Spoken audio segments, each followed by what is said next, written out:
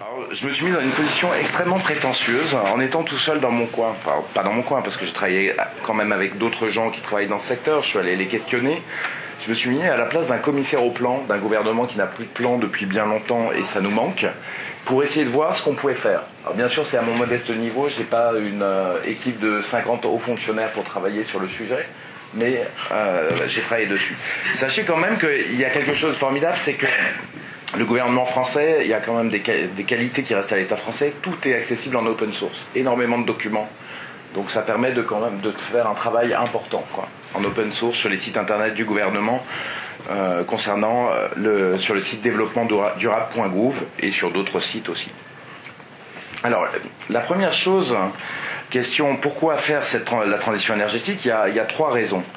La première, c'est le dérèglement climatique, le changement, dérèglement climatique, donc on parle de réchauffement, mais en tout cas il y a clairement potentiellement un dérèglement climatique. Alors tout le monde n'est pas d'accord sur cette question et les positions sont tout à fait respectables. Moi je travaillais sur des modèles financiers, je sais très bien que c'est des modèles chaotiques et extrêmement complexes à gérer. Donc le climat est aussi un modèle chaotique et donc on ne sait pas ce qui va se passer réellement. Par contre ça peut être pire ou ça peut être mieux, mais ça peut être dans les deux sens. L'autre problème qui est lui indubitable, c'est le pic pétrolier. Le pétrole représente à peu près 40% de l'énergie consommée dans le monde. Donc imaginez le problème si on se passe de 40% de l'énergie, parce qu'il y a un pic pétrolier. On y reviendra après. Le troisième, c'est pas un problème, c'est une solution possible. C'est que ça nous coûte 65 milliards d'importer le gaz, le charbon, le pétrole, toutes les énergies fossiles. Et si on pouvait créer des énergies sur notre sol avec des gens qui travaillent sur notre sol, ça nous permettrait d'effacer cette balance commerciale négative de 65 milliards. Et 65 milliards, en fait, si vous faites un ratio simple, ça vous permet de créer 1 million d'emplois. Si vous voulez créer 65 milliards de richesses en France, en moyenne, on crée 1 million d'emplois. Donc ça, c'est un effet positif que disent effectivement les Verts. Après, il y a une question de méthode. Comment on fait? Depuis 20 ans, en fait, vous l'avez suivi comme moi, avec des espoirs pour ceux qui ont une tendance écologique affirmée, en se disant, on va résoudre le problème au niveau de la communauté internationale. Sauf que on se rend compte maintenant, après le retour d'expérience de ces 15 ou 20 ans passés, qu'on veut tous se mettre ensemble au même moment d'accord sur toute la planète pour adopter une solution. D'ailleurs, ça ressemble étrangement à ce qu'on se passe en Europe. Il faut tous se mettre d'accord en même temps sur la fiscalité pour adopter une solution. On voit bien en Europe que ça marche pas très bien. Et on voit bien que sur l'énergie, ça marche pas non plus sur ce problème énergétique. Parce que à la dernière réunion à Copenhague, en fait, tout le monde avait une position tout à fait différente, ça dépendait de sa culture. L'Europe était tout à fait prête à aller de l'avant, était vraiment précurseur à ce sujet-là, et elle ne méritait pas la risée des écologistes, qui, au lieu de fustiger l'Europe, auraient bien pu dire qu'il y avait un problème dans le reste du monde. Les Américains, eux, ils ont choisi le gaz de schiste, qui est donc une solution qui n'est pas acceptée ici du tout, et donc ils ne veulent pas regarder pour le moment le problème du changement climatique en face. Les Chinois disent on veut le faire à notre rythme, on développe des choses, mais en fait ils construisent de plus en plus de centrales à charbon, même s'ils ont fait un gros effort sur les éoliennes, mais ils ont une telle croissance énergétique qu'ils n'arrivent pas à le gérer, et ils veulent aucune contrainte. Donc de toute manière c'est pas la peine. Et les Indiens ils disent nous on n'a pas assez pollué, on n'a pas pollué depuis 300 ans, c'est les Occidentaux qui ont pollué, donc on a le droit de polluer. Quand on aura rattrapé les Occidentaux, on pourra s'y mettre. Donc on voit bien que l'entente internationale, d'ailleurs c'est marrant parce que tout le monde, tous les gouvernements et toutes les autorités sont là-dessus, ne fonctionne absolument pas. On va jamais la faire si on essaye de le faire comme ça, puisque tout le monde aura toujours une bonne raison pour attendre que le voisin, pour prendre la route. Donc je pense que la question principale c'est de se dire qu'il faut que les pays doivent maintenant essayer de la faire de façon indépendante, pas attendre que tous les autres partent. Et tout est la question de ce livre, et d'où la question du prix qui est encore plus importante, parce que si vous la faites tous en même temps et que l'énergie est plus chère, c'est embêtant pour vos habitants, mais si vous la faites seule à ce moment-là et que l'énergie est plus chère, là vous perdez en compétitivité, vous vous ruinez. Donc la question du coût va être déterminante. Alors, pour vous faire un petit plan, alors normalement j'ai des diapositives, mais j'ai pas de vidéoprojecteur sur moi pour vous les présenter, mais le problème du pic pétrolier, c'est un problème majeur, puisque donc le pétrole c'est 40% de la consommation d'énergie mondiale, et même si on ne sait pas quand il va advenir, je vais vous expliquer pourquoi, personne ne le sait, c'est un vrai problème. C'est-à-dire que si vous regardez cette petite feuille, les réserves pétrolières, les découvertes de gisements qui sont en jaune étaient énormes dans les années 60-70. et dépasser de loin la production qui est en rouge. Mais là, ça fait très longtemps qu'on est au-dessus et on diverge de plus en plus avec une production qui est beaucoup plus grande que les gisements de pétrole qu'on trouve. Donc on a un vrai problème et à un moment donné, on se retrouvera au pic pétrolier. Alors le pic d'un pétrolier, il a été défini par Huber, un géologue américain, qui a montré qu'en fait, de façon mathématique, que quand un puits avait produit la moitié de son pétrole, forcément la production diminuait. On allait tirer du pétrole, mais avec une production de plus en plus faible. C'est ce qui se passe d'ailleurs dans les puits de la mer du Nord, de Total, etc. C'est une réalité dans certains puits, où la production a été divisée par 2, par 3, par 4. Pourtant, on met toutes les technologies pour exploiter au mieux ces puits. Alors le problème, c'est qu'au niveau de la planète, on ne sait pas trop où on est en termes de réserves de façon parfaite, mais on sait qu'on a consommé à peu près la moitié des réserves de pétrole. Donc on s'approche de ce point. Alors pourquoi on ne sait pas trop où on en est sur les réserves? C'est Monsieur Renouvin, qui est un fin géopoliticien, le comprendra très bien. C'est qu'en fait, chaque pays a sa carte dans sa poche. L'Arabie Saoudite, l'Iran, l'Irak, tous les grands pays, ils ont une carte écrite le nombre de réserves de pétrole qu'ils détiennent chez eux. Ça, ils la connaissent. Mais personne ne dévoile aux autres joueurs du jeu géopolitique mondial sa carte des réserves de pétrole. Vous le voyez, si vous allez voir les réserves de pétrole de l'OPEP, elles ne bougent jamais, puis d'un coup il y a un saut à la hausse ou un saut à la baisse, tous les 10 ans, et ça n'a aucun sens. Les réserves de pétrole affichées, à l'heure actuelle, n'ont aucun sens, elles ne tiennent pas compte de la production, et donc c'est une carte cachée. Donc on est proche de ce pic pétrolier, mais personne ne peut légitimement dire s'il aura lieu maintenant, dans 10 ans ou dans 20 ans. Parce que effectivement, les données sont inconnues, parce que chaque pays cache aux autres pays ses réserves de pétrole. Ça permet d'ailleurs, plus vous déclarez des réserves de pétrole hautes au sein de l'OPEP, plus vous pouvez produire. Donc elles sont probablement plutôt surestimées que sous-estimées. Donc voilà la question du pic pétrolier. Et alors, pourquoi c'est un problème? C'est à partir du moment où vous avez atteint le stade où la production commence à décroître. C'est-à-dire que la consommation doit s'adapter à la production. Ce qui veut dire qu'il faut... Les prix du pétrole vont augmenter de façon très importante pour créer une récession dans le monde entier. Il faut avoir une récession dans le monde entier pour que la consommation de pétrole baisse et s'ajuste à la production. Donc on aura un prix du pétrole qui est déjà autour des $100, mais qui montera là à $300. Et là se pose un énorme problème, c'est qu'on a une crise économique et sociale qui se déclenche, qui est absolument fabuleuse, parce que les prix du pétrole montent à $300. Pour qu'on arrive à une récession mondiale, c'est la nécessité. Et puis il faut aussi que le gaz, les prix du gaz et du charbon vont suivre, parce qu'on va utiliser plus de gaz et du charbon. Ils vont suivre dans une moindre mesure, ils tripleront peut-être pas, mais ils vont peut-être doubler, ça dépendra de la spéculation. Donc on va se retrouver avec une explosion des prix de l'énergie, et à ce moment-là, ça va créer une crise économique et sociale, parce que le Français moyen gagne à peu près 1 800 € par mois. La facture de chauffage, par exemple, d'une maison de 100 mètres carrés, elle va à ce moment-là à peu près tripler. Donc au lieu de faire que ça coûte 1 500 € par an, ça coûtera 4 500 €. Donc ça va lui coûter presque 2 mois de salaire. Pour les pleins, on passera de 70, en tenant compte des taxes, avec la TIPP, de 70 € à 140 €. Ça doublera simplement. Mais ça va poser un problème de déplacement et une crise économique et sociale majeure. Donc c'est pour ça qu'il faut absolument se réveiller et la faire avant que ça se passe. Parce que faire une transition énergétique, ça dure à peu près 20 ans. Voilà, donc je vais passer, parce que sinon je vais être trop long, je pourrais parler pendant tellement longtemps. Donc, même si on ne croit pas au risque de dérèglement climatique, en tout cas, il y a ce problème de pic pétrolier qui nous oblige à changer. Alors, parlons maintenant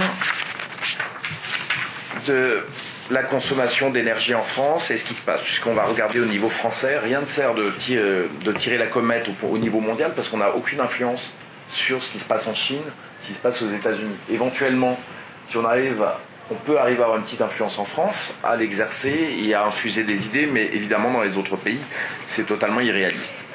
Alors il y a déjà eu une transition énergétique en France, et ça c'est très important de l'avoir en tête. On a réussi à faire des projets à une certaine époque qu'on ne sait plus faire. Dans les années 70, vous savez que le gouvernement français, après 1973, s'est décidé à accélérer brutalement et à construire énormément de centrales nucléaires. Il y avait un programme de test, il y avait quelques centrales en test, et on a décidé, vu le risque d'embargo qu'il y avait avec la guerre du Kippour, vu l'explosion du prix du pétrole qui s'est passé à ce moment-là, de produire énormément de nucléaire pour se passer de pétrole. Et on est passé de 90% de consommation française d'énergie fossile à peu près 55% aujourd'hui, grâce à puisque le nucléaire a pris 35% de part dans la consommation d'énergie en France. Donc on a fait cette transition énergétique, il est possible de le faire, mais il faut être capable de faire un projet et d'avoir un État, peut-être en France c'est peut-être l'État qui doit mener ce projet, on le verra dans la suite. En tout cas ça donne quand même de l'espoir. Par secteur, la consommation d'énergie, pour vous donner un ordre de grandeur, les transports c'est à peu près 30%, le chauffage, le résidentiel et le tertiaire, donc les immeubles de bureaux, dont une grande partie est du chauffage, c'est 50%, et l'industrie, c'est à peu près 20%. Ça a baissé évidemment avec la désindustrialisation. Je pense que vous le connaissez à peu près. En électricité, on a 75% de nucléaire, 12% d'hydraulique et 10% seulement d'énergie fossile. Ce qui est une position exceptionnelle dans le monde, puisqu'il y a plein d'autres pays qui sont dans des positions où il n'y a quasiment que de la production d'énergie fossile. Et il y a 2,7% d'ENR, ce qui est peu, mais pas rien. Il y a 1,7% d'électricité qui est produite par l'éolien, 0,1% par le solaire, biomasse et déchets, 0,9%. Alors, les avantages de faire cette transition énergétique, ils sont d'ordre multiple, et c'est pour ça qu'elle est particulièrement intéressante. Au niveau stratégique, ça donne une indépendance géopolitique à la France. Ça permet à la France de se passer de la dépendance vis-à-vis des pays arabes, qui sont actuellement très instables. Un pays comme l'Arabie Saoudite, et selon certains, comme Emmanuel Todd, des pays qui sont des poudrières potentielles. Il pourrait y avoir une crise économique, des révolutions, un changement de régime très différent, beaucoup moins favorable à l'Occident. En Iran, les problèmes semblent réglés pour l'instant, mais il y a l'Irak. Enfin, tous ces pays sont dangereux. Ils ne sont pas dangereux, mais disons qu'être partenaire avec eux et être aussi dépendant peut être dangereux. Donc, se passer de cette dépendance pourrait être une quand même très bonne chose. L'autre chose, c'est au niveau géostratégique, géopolitique, ça crée un pouvoir d'où le premier pays qui fera la transition énergétique, qui arrivera à se lancer là-dessus, aura évidemment l'admiration des autres pays du monde, parce que c'est quelque chose que l'ensemble des citoyens de pays différents ressentent comme une nécessité profonde, la pérennité de la vie et d'avoir un modèle pérenne qui puisse continuer. Au niveau économique, forcément, les premiers pays qui le feront développeront les technologies, les produits industrialisés à haute échelle, à bas coût, donc pourront exporter. Donc ça sera un avantage indéniable. Il y a moins de risques économiques puisqu'il y aura moins de variations de prix du pays. Vous êtes plus sensible à la variation du prix des énergies fossiles qui peuvent exploser et poser des problèmes. Puis au niveau écologique, ça a deux influences majeures. C'est que par rapport à des règlements climatiques, évidemment, c'est une influence importante. Et par rapport à la pollution dans les villes aussi aux particules fines, puisque tous les moyens de transport du futur, ce seront par exemple l'hydrogène qui rejette que de l'eau, la batterie qui permet d'avoir des voitures qui ne dégagent plus, la voiture ou les camions d'ailleurs qui ne dégagent plus de CO2. D'ailleurs Bolloré a gagné le chantier avec la ville de Paris. Les voitures Bolloré, moi j'utilise les Autolib, elles marchent très bien. Et ils ont gagné le chantier pour l'appel d'offres pour la ville de Paris. Et donc les nouveaux bus seront des bus avec des Bolloré, avec des batteries Bolloré, qui permettront d'avoir un transport propre dans les villes. Même si l'énergie produite après, puisqu'elle n'est pas le nucléaire, elle est relativement propre en termes de CO2. Après, si vous le faites par du charbon, c'est autre chose. Alors, maintenant, la dernière chose qui pose les questions qu'il faut se poser pour voir si cette transition est possible et réaliste, c'est quel est le prix de ces différentes énergies. Donc, comparer le fossile, le renouvelable, les renouvelables, l'isolation, toutes les énergies.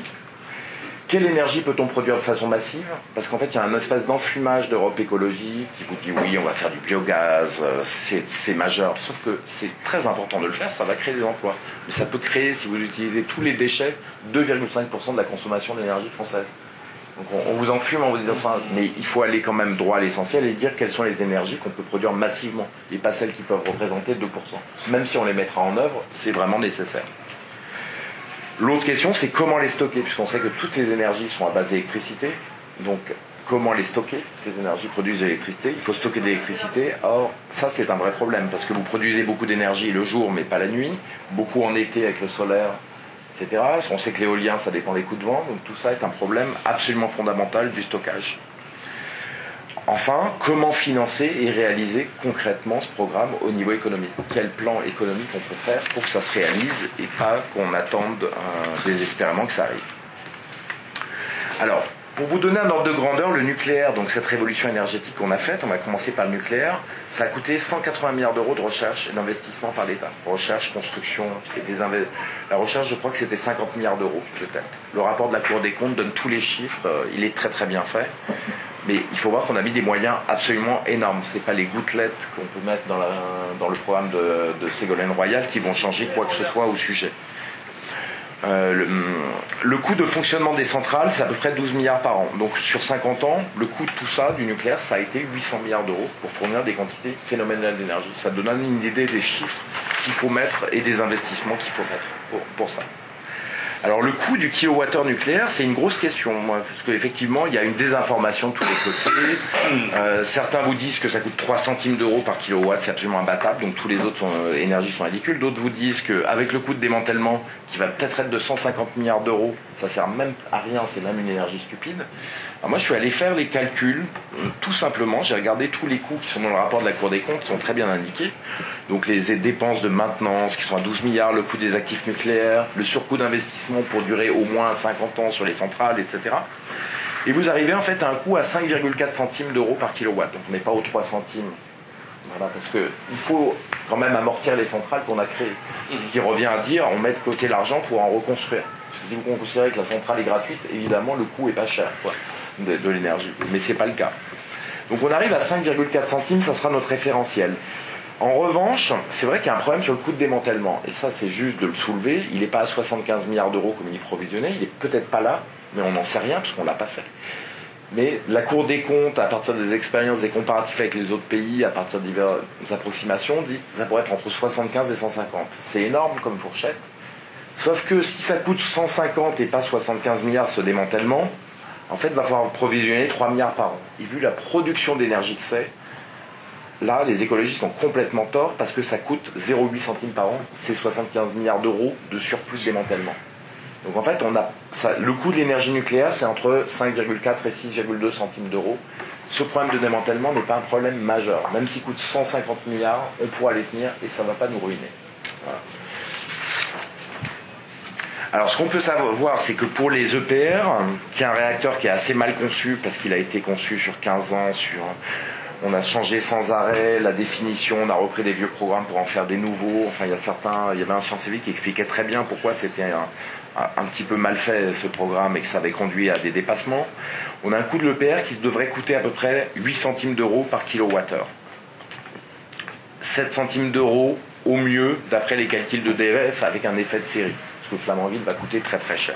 Après l'effet d'apprentissage et l'effet de série qui a été majeur, le fait qu'on ait construit énormément de réacteurs nucléaires de façon très planifiée, c'est ça qui a permis à la France d'avoir l'énergie la moins chère, l'électricité la moins chère du monde, hors des pays qui produisent beaucoup par l'hydroélectrique comme la Suède, qui a un atout naturel qui est clairement qu'on ne peut pas battre.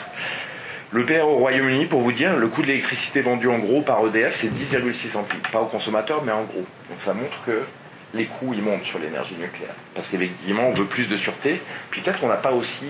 Les gens, vous avez bien vu, chez vous, quand vous voulez faire des travaux, ça coûte beaucoup plus cher qu'il y a 30 ans. Il y a eu une disparition de toute une main-d'œuvre aussi en France qui fait que ça a changé.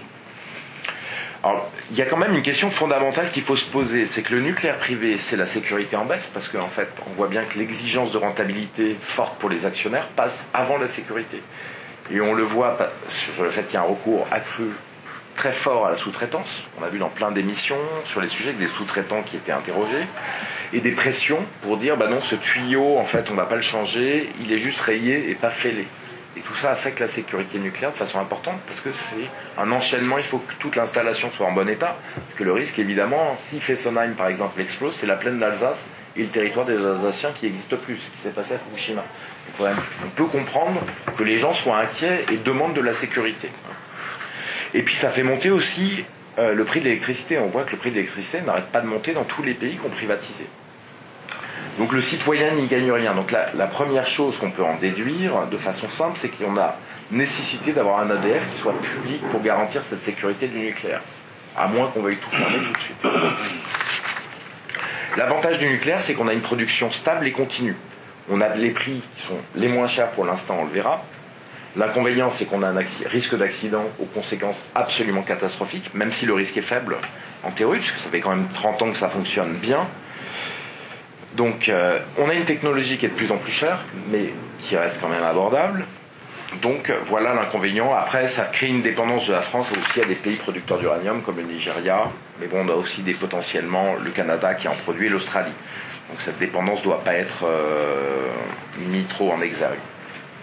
Alors, une fois passé le nucléaire, l'énergie qui est encore moins chère, mais qui est où il n'y a aucune possibilité de développement maintenant en France, parce qu'il n'y a plus de sites disponibles de façon importante, c'est l'hydraulique. Là, on est à 2 à 5 centimes par grand ouvrage. Donc là, c'est une énergie à prix absolument imbattable. 3 à 10 centimes pour les petits ouvrages.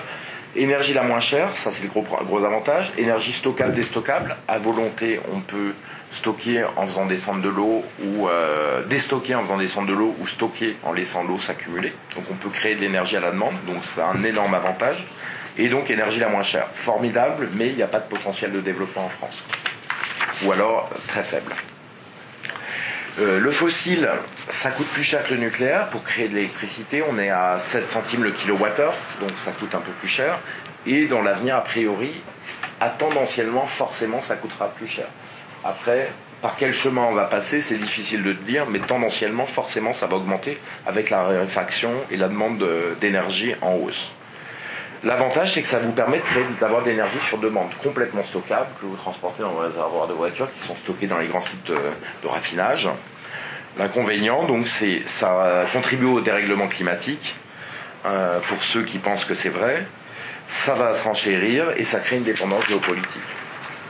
Alors maintenant, passons aux 2 énergies renouvelables probablement les plus importantes. Je vous expliquerai pourquoi, qui sont l'éolien et le solaire. Là-dessus, il y a beaucoup de mensonges dans tous les sens et c'est dur d'y voir clair. Moi, je savais juste qu'on n'était pas très très loin du point mort, d'après certains. J'ai voulu le vérifier.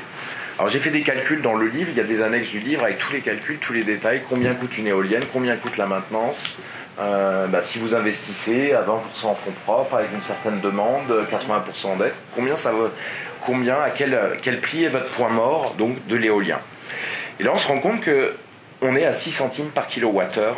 Donc on est au même prix que le nucléaire sur l'éolien.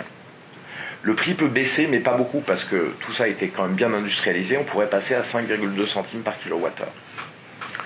L'Institut, d'ailleurs, Fraunhofer, qui est un institut qui est l'équivalent du CNRS allemand, a trouvé les mêmes coûts que ceux que je mets dans le livre. Il l'a sorti en novembre 2013. Moi, le livre, il a été préparé pendant toute l'année 2013. Donc, après, on pourrait avoir une petite astuce pour faire baisser ces prix. C'est si vous avez un financement public avec un taux de financement à 1,5%, puisque les banques vous voyez, on leur prête de l'argent, pour qu'elles aillent d'ailleurs, on ne sait pas trop ce qu'elles en font, à part spéculer sur les marchés. Donc des taux à 1,5% ont été prêtés aux grandes banques. Pourquoi pas les prêter à des filières, à un EDF public ou à un État pour qu'elle aille faire ça, ou aux gens qui veulent s'engager là-dedans. Si vous prenez un rendement des fonds propres à 4%, qui peut être un rendement tout à fait raisonnable pour l'État quand on a un taux d'inflation aussi bas, là vous retrouvez votre prix de l'éolien actuel, il passe de 6 centimes à 4 centimes. Vous voyez qu'une grosse partie du prix de l'électricité et des énergies, il vient des financiers qui pompent une grosse part. Parce que si vous voulez 8% de rendement sur les fonds propres, d'ailleurs on en demande parfois 15%, mais 8%, ça va prendre beaucoup d'argent. 4% de rendement sur la dette, ça va vous prendre beaucoup d'argent. Donc le financement est une partie absolument nécessaire pour faire la transition énergétique, très importante, et elle détermine les prix, puisque là ça nous fait baisser le prix de plus de 30% de l'éolien. Donc l'avantage c'est qu'on a un prix peu cher, presque égal au nucléaire à l'heure actuelle, mais évidemment on a l'intermittence. Et alors une chose étonnante, depuis que j'ai sorti le livre, je me suis rendu compte qu'il y avait des adversaires absolument farouches. Moi j'y étais pas sensible, mais il y a des gens qui trouvent que ça défigure le paysage et qui sont des adversaires farouches de l'éolien. Après, c'est une question de sensibilité, mais de toute manière, il faudra faire des choix, parce qu'on n'a aucun choix parfait. Il faudra pour ça faire un débat démocratique, des discussions, pour arriver aux décisions auxquelles la majorité dans lesquelles la majorité se retrouve. Alors, sur l'électricité solaire, l'énergie du soleil qui atteint le sol, ça représente 5000 fois, celle qui touche le sol, à 5000 fois la consommation mondiale d'énergie. Donc là, on se retrouve, il faudrait gratter donc 1%, ça fait 50 fois. Enfin, vous voyez, il faut en capter une minuscule partie de cette énergie solaire pour arriver à approvisionner en énergie tout le monde entier. Donc on voit que c'est forcément une énergie très importante. Sur l'éolien, on est à 50 fois seulement. Il y a plusieurs types de technologies et on s'y perd un peu dedans. Il y a les miroirs qui sont autour et qui concentrent sur une tour dans lequel on fait chauffer de l'eau ou d'autres liquides et qui passe ensuite dans une turbine. Ça s'appelle le solaire à concentration. Il n'a pas d'intérêt en France parce qu'il faut déjà du plein soleil. C'est-à-dire que quand vous avez des nuages, un temps nuageux avec de la lumière, ça ne produit rien. Il faut du plein soleil, donc c'est plutôt adapté au désert ou au sud de l'Espagne. Et en plus, ça a un coût de 15 à 20 centimes par kilowattheure. Donc là, on se retrouve dans la transition énergétique qui coûte très très cher. Donc, voyant ça, moi, j'ai laissé tomber ça parce que je voulais avoir des énergies robustes et qui coûtent peu cher. Autre chose, il y a les panneaux en couche mince, souples, qui paraissaient très intéressants, sauf qu'ils sont très polluants avec des motos lourds, que l'énergie est chère et qu'en plus, ils ont un mauvais rendement. Ils ont des rendements de l'ordre de 5 à 7%. Puis de toute manière, il faut quand même le fixer sur un support, parce que voilà, ça vaut être souple, il faut le fixer sur un support. Donc la technologie ne semble pas très prometteuse, parce qu'effectivement, il y a un très mauvais rendement. Après, il y a les panneaux photovoltaïques classiques. Ils ont un rendement de 15%, le maximum technique qu'on pourrait atteindre, c'est 25%, parce qu'ils captent qu'une partie des longueurs d'onde du soleil qui tombe sur Terre. Donc on arrive à presque 20% avec SunPower, qui est une filiale de Total, que Total a intelligemment acheté aux États-Unis, mais on ne pourra pas aller beaucoup plus loin. Leur durée de vie, elle est quand même de 20 à 30 ans. Elle est garantie par les fabricants de panneaux, comme des entreprises comme Sanyo, Toshiba les garantissent. Donc c'est vraiment des produits qui sont là pour durer. Ils sont très simples à entretenir puisqu'il suffit de les laver 2 fois par an. Vous avez quand même une perte de rendement parce que le panneau s'abîme de moins de 1% par an, mais quand même ça compte, 0,7% par an. Et alors l'énergie utilisée dans la production, c'est à peu près 2-3 ans de production, quand vous les fabriquez de façon correcte. C'est la moyenne. Sauf dans certaines parties de Chine où des petites entreprises essaient de les fabriquer, mais avec des déperditions majeures. Donc. Ensuite, vous avez un autre type de panneaux pour aller plus loin, qui sont les panneaux spatiaux, qui sont utilisés pour les satellites, etc. Là, on arrive à avoir 40% de rendement, parce qu'ils captent beaucoup plus de longueur d'onde. Le problème, c'est qu'ils sont très très chers. Donc pour le moment, ce n'est pas une solution viable technologiquement. Peut-être dans 10-20 ans, mais pas pour l'instant. Alors, immédiatement, je vais vous donner les tarifs de rachat pour le solaire, pour que vous voyez le problème où le débat est tronqué. Au 1er avril 2014, si vous intégrez au bâti vos panneaux photovoltaïques, là ça coûte 28 centimes d'euros le kilowattheure. Ça n'a aucun sens, ça coûte 4 fois plus cher. Intégrer au bâti, ça veut dire que vous cassez votre toit pour mettre des panneaux solaires qui font l'étanchéité. Ça vous montre que c'est totalement absurde. Pourquoi casser un toit ? Parce que vous avez l'autre solution qui est juste de mettre le panneau au-dessus de votre toit, ça s'appelle l'intégration simplifiée au bâti. Et là, ça vous coûte 14 centimes d'euros par kilowattheure. Donc là, c'est déjà beaucoup plus raisonnable. Et en revanche, si vous êtes sur une grande surface, c'est-à-dire que vous installez 300 m² de panneaux, là, vous vous retrouvez avec un tarif d'achat qui est à 7,2 centimes d'euros le kilowattheure. Donc là, vous voyez immédiatement par ça que soit les gens qui font les installations sur les grandes surfaces sont des crétins, et ils perdent de l'argent parce que ça leur fait plaisir, soit le prix du solaire est indubitablement très proche maintenant sur les grandes surfaces du nucléaire, et donc très proche des autres énergies. Donc on voit qu'il y a quand même une idéologie, parce que pourquoi avoir fait ce tarif qui ruine tout le monde, de casser, là on est à 28 centimes, mais on était à 60 centimes il y a 3 ou 4 ans, de faire ce tarif qui ruine tout le monde en cassant la maison, le toit de la maison pour mettre le solaire, on voit qu'on est un peu dans une idéologie. En fait, dans la tête des gens, ce qui a été mis par les médias, c'est que chacun doit produire l'énergie pour lui-même. Et c'est un peu l'idéologie libérale-libertaire. En discutant avec les gens, vous vous rendez compte, si vous leur dites on va pouvoir faire du solaire, mais sur des grandes surfaces de 300 m², ils sont déçus. Parce que pour eux, ou de 1000 m², 1 km², ils sont déçus parce qu'eux, ils voulaient une énergie décentralisée, que chacun ait son énergie. Donc là, on est en face d'une idéologie. En tout cas, on voit que le solaire, il peut être compétitif. Son prix, en fait, une chose qui est peu connue, qui est peu dite, c'est vraiment dommage, je trouve, c'est qu'en fait, le prix du solaire, c'est du photovoltaïque. Donc, c'est du silicium purifié sur lequel vous avez mis quelques impuretés et surtout à l'intérieur et quelques rubans métalliques pour capter l'énergie, pour irriguer l'électricité vers un point final. Donc c'est assez simple à construire. Il faut purifier le silicium de façon forte, c'est l'étape difficile, le reste n'est pas très complexe. Les prix, donc c'est un semi-conducteur, et donc les prix ont divisé par 60 en l'espace de 35 ans. En fait, ils divisent tout par plus de 3 ou 4 tous les 10 ans. Donc on est passé à des prix de panneaux qui valaient 1 m² de panneau qui produit 150 watts, ça valait donc 50 fois 150, 7500 € le panneau dans les années 70, fin 70. On est passé aujourd'hui à des panneaux photovoltaïques qui peuvent coûter jusqu'à 100 € le panneau photovoltaïque. Donc on se retrouve à des choses à une échelle très différente. On a une baisse des prix énorme, comme pour les semi-conducteurs qui sont dans les ordinateurs. Du coup, on a ce coût de revient au kilowatt, donc du kilowattheure solaire qui est assez bas. Malheureusement, il est un peu plus haut que le tarif d'achat qui a été mis, parce que le gouvernement il a mis des tarifs très hauts, qui est maintenant trop bas, donc les gens ont du mal. À part dans le sud de la France ou en Corse, dans le centre, vous n'arrivez plus à gagner de l'argent avec un panneau à 7 centimes. Ça a été fait exprès pour torpiller la filière, en fait. Il y a eu des jeux de lobby, d'après ce que je sais, au sein du gouvernement pour torpiller la filière. Hein, c'est pas très joli. En tout cas, le prix de revient actuel, sur la France entière, c'est à 9 centimes, le vrai prix de revient. Vous voyez, je ne veux pas vous intoxiquer, c'est plus haut que le tarif d'achat, et je le dis honnêtement. Par contre, si vous mettez un financement public, comme je l'ai expliqué, avec des taux bas, avec un acteur public qui nécessite un rendement de fonds propres plus bas, là vous pouvez tomber à un prix en dessous de 7 centimes, donc très proche du prix du nucléaire. Voilà. Sur les petites surfaces, il faudra attendre encore 20 ans pour arriver à des prix comparables. En faisant tous les efforts, vous pourrez arriver quand même à des prix à 11 centimes le kilowattheure, qui sont quand même pas mal, mais avec pas mal de réglementation derrière. Alors il y a eu 2 légendes urbaines qui ont été transportées par les lobbies de façon très très efficace. La première légende, c'est que l'énergie dépensée pour fabriquer le panneau est supérieure à celle produite par le panneau. Donc on voit que c'est complètement faux. Et si vous allez sur le site de l'ambassade de la Suisse, ils vous expliquent que c'est à 2 à 3 ans. Enfin, plein de sources très claires vous montrent que l'énergie pour fabriquer le panneau est 7 fois à 10 fois inférieure à l'énergie que va produire votre panneau dans le futur. Donc c'est quelque chose qui est valable. Après, ce mensonge a été envoyé dans la nature, on ne sait pas trop pourquoi. La deuxième légende est là, sur France 3, quand il y avait une grande émission avec Gisbert sur le sujet, l'économiste de l'école d'économie de Paris s'est permis de dire que si on couvrait 2 départements français de solaire, ça ferait l'équivalent d'une centrale nucléaire en électricité. Alors là, c'est un mensonge. Bon, déjà, on va pas le faire, évidemment, couvrir 2 départements entiers.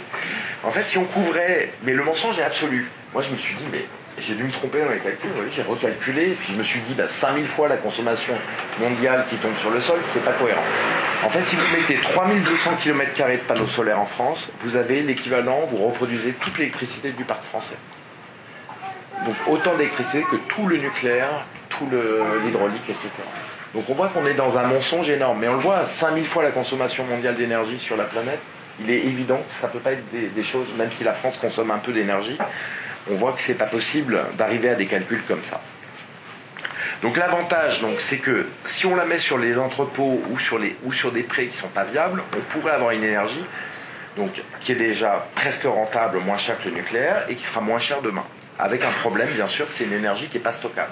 L'énergie, vous la recevez quand le soleil tape ou quand le ciel est un peu nuageux, mais qu'il y a de la lumière qui passe. En tout cas, c'est une énergie prometteuse. Après, je vais passer rapidement sur les petites énergies. La biomasse, c'est intéressant. On peut, si on récupère tous les déchets alimentaires, ménagers français, déchets agricoles, tout ce que vous voulez, vous pouvez avoir 6 mégatonnes de pétrole, donc à peu près 2,5% de l'énergie consommée en France. Donc c'est intéressant, mais ça n'en fera jamais un miracle. Il faudra le faire. Tout à fait utile, mais c'est pas un miracle. Son prix, il est un peu élevé pour l'instant, il est à 10 ou 11 centimes, mais on pourrait le réduire, mais pas tant que ça. Mais ça produit, ce qui est surtout intéressant, c'est que ça produit du gaz. Donc c'est un vecteur de stockage, alors que les autres produisent de l'électricité. Donc il faut l'incorporer dans le mix. Voilà. Tout comme le bois, la forêt est très peu utilisée en France, on pourrait doubler l'utilisation sans l'abîmer, avoir 9 mégatonnes supplémentaires. Donc là, on se retrouverait plutôt autour de 4% de la consommation française avec quelque chose de stockable. Sachant que le chauffage au bois est maintenant le chauffage le moins cher qu'on a. Et pour les collectivités, on peut encore faire beaucoup moins cher. On a des chaudières à pellets ou des chaudières où on met directement des bûches dedans qui fonctionnent très bien. Voilà. Donc l'inconvénient, c'est que la quantité est limitée. Après, le gros secteur où on peut faire des efforts, on peut à peu près économiser 35 mégatonnes de pétrole, c'est l'isolation. Alors, avant 1975, avant le choc pétrolier, en fait, on construisait des passoires thermiques parce qu'il n'y avait aucune norme. Donc, généralement, on construisait des passoires thermiques, les promoteurs ne s'embêtaient pas, c'est logique. Donc, on a 60% des bâtiments qui sont des passoires. Pour vous dire, ils consomment 6 à 7 fois plus qu'un bâtiment qui est livré maintenant en basse consommation, donc qui est devenu plus ou moins le standard. Donc on est à 6 ou 7 fois plus. Donc évidemment, les isoler, ça a du sens. Ça a un coût important. Isoler 100 mètres carrés, ça coûte 20 000 € en moyenne.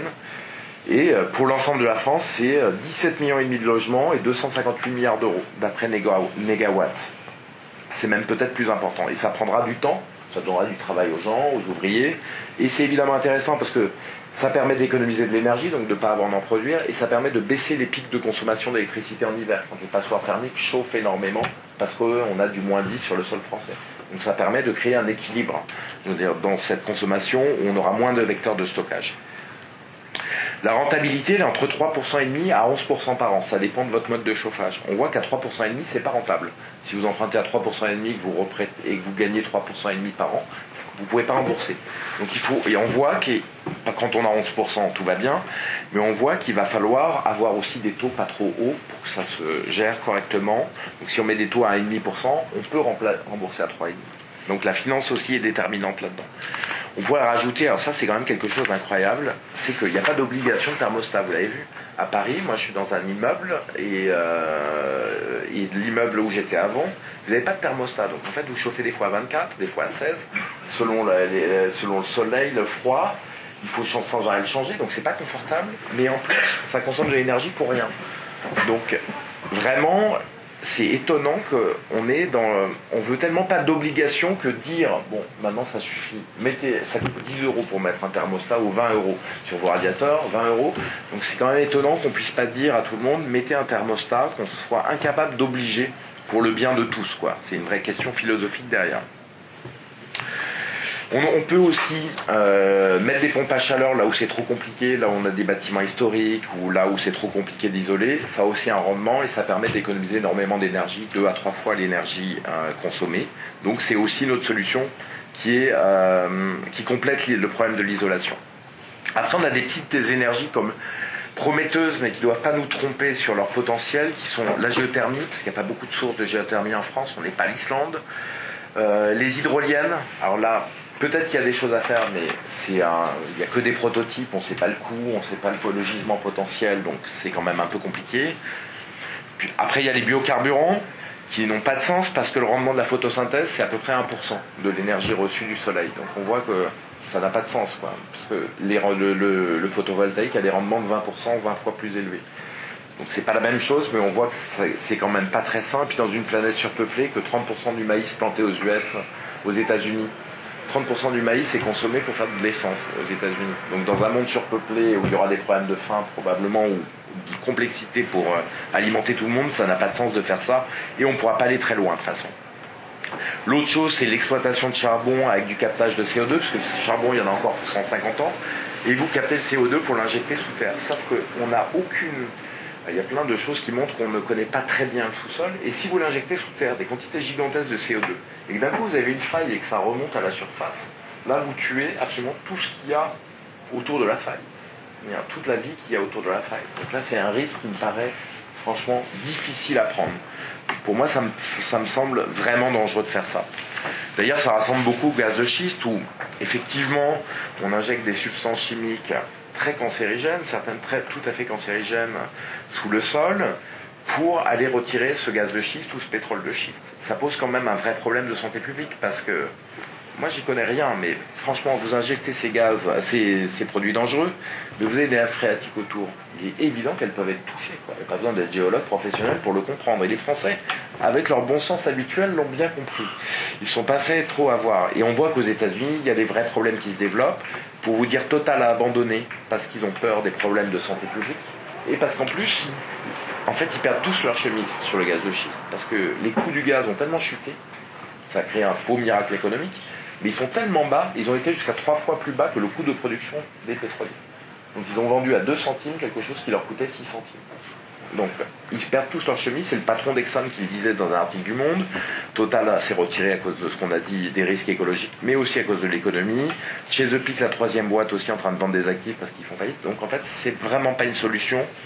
Il y a 10 ou 15, ça permet d'exploiter, je crois, à peu près 20% de plus de gaz au maximum.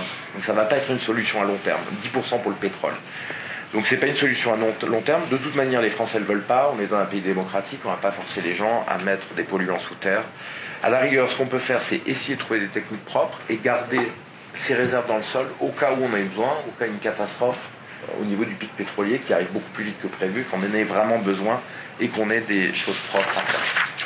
Donc, conclusion sur cette partie qui est un peu longue, qui est celle qui m'a pris probablement le plus de temps, c'est qu'en fait on se retrouve avec des énergies renouvelables qui sont proches en prix. Donc avec des financements publics, le solaire à grande surface, on se retrouve à 7 centimes, l'éolien à 4 centimes et demi, le nucléaire à 6, donc on encadre, on se retrouve proche, le fossile à 7, le biogaz à 10 et le solaire petite surface à 11. Donc on voit qu'en termes de coût, c'est pas délirant. Et en 2033, avec la baisse du prix des renouvelables à cause de la loi de Moore sur le solaire, etc., on va se retrouver avec des prix plus faibles, largement, sur le solaire et l'éolien, donc que sur le fossile. Donc on se rend compte que ces énergies renouvelables sont compétitives. Les énergies de masse, c'est l'éolien et le solaire. Donc l'équation, c'est effectivement, même pour les gens qui n'aiment pas le renouvelable, si on veut se passer de pétrole pour se prémunir de tous les risques dont on a parlé, c'est éolien, solaire et nucléaire. Forcément. Il y a des gens avec qui j'ai discuté, ils sont peut-être rares, mais ils se font entendre, ils m'appellent en me disant il faut faire du nucléaire partout. Mais éolien, etc., c'est une absurdité. Donc il y a beaucoup de gens qui pensent comme ça, enfin une certaine minorité, mais assez agissante.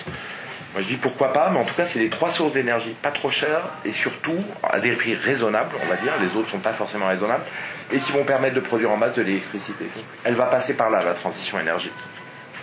Après, comme je vous l'ai dit, à part le bois et le biogaz, on n'a rien de stockable. Donc on ne peut pas remplacer, mettre dans sa voiture, que si vous avez une voiture électrique mais que vous rechargez la nuit, le solaire ça produit le jour. Donc c'est un peu compliqué. Donc on voit bien que ça ne fonctionnera pas. Alors il y a différentes solutions. Il y a les stations de pompage-turbinage, c'est avoir 2 bassins hydroélectriques, un en haut, un en bas. Celui d'en haut, quand vous voulez produire, vous faites descendre l'eau dans le bassin du bas. Quand vous voulez stocker de l'énergie, à ce moment-là, vous le remontez en haut, quand vous produisez trop par les panneaux solaires. Sauf que le problème, c'est que c'est des solutions sympathiques, mais dans les médias, on ne va pas très loin en profondeur. Déjà, il n'y a quasiment aucun double bassin en France. Et il faudrait, pour tous les grands barrages, Serre-Ponçon, etc., je ne connais pas tous les noms, mais dans tous ces grands barrages, il faudrait doubler, c'est-à-dire faire 2 lacs de taille équivalente. Je ne sais pas si c'est acceptable de le faire. Est-ce qu'on va déloger toute la population en bas, et puis en plus, est-ce qu'il n'y a pas des grosses villes en bas, tout simplement? Donc ça me paraît franchement très peu réaliste, même si ça serait génial comme solution, parce que ça fonctionne très bien. On a aussi les batteries, mais on ne va pas mettre des batteries partout, c'est quand même un problème. En plus, ça ne stocke pas tant. Je crois que pour une voiture, c'est plusieurs centaines de kilos, 200 kilos de batterie. Donc c'est pas possible. Pour une maison, ça serait énorme. Ou il y a une autre solution qui est l'hydrogène, qui paraît être une solution très intéressante. Comment on fait? Quand vous produisez trop d'électricité, vous n'avez pas besoin pour la consommer, vous envoyez cette électricité dans l'eau par des électrolyseurs avec une anode et une cathode. Et à ce moment-là, votre eau se décompose en 2 parties, sous le coup de l'énergie, en hydrogène et oxygène.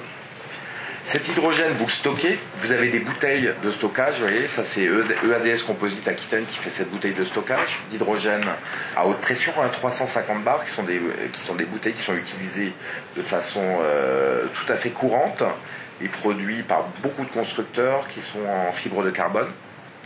Et vous pouvez les stocker là-dedans. D'ailleurs, l'hydrogène est très utilisé dans l'industrie chimique, donc c'est quelque chose qu'on connaît. Il est même transporté par pipeline, il y en a 1500 km dans le nord de l'Europe. Une fois que vous avez stocké cette électricité donc, dans de l'hydrogène, cet hydrogène, vous pouvez, en contact avec de l'air, avec de l'oxygène de l'air dans une pile à combustible, ça vous permet de produire de l'électricité et de l'autre côté de l'eau. Donc c'est complètement propre, ça produit que de l'eau ou de l'électricité. Donc tout ça dans des piles à combustible qui sont...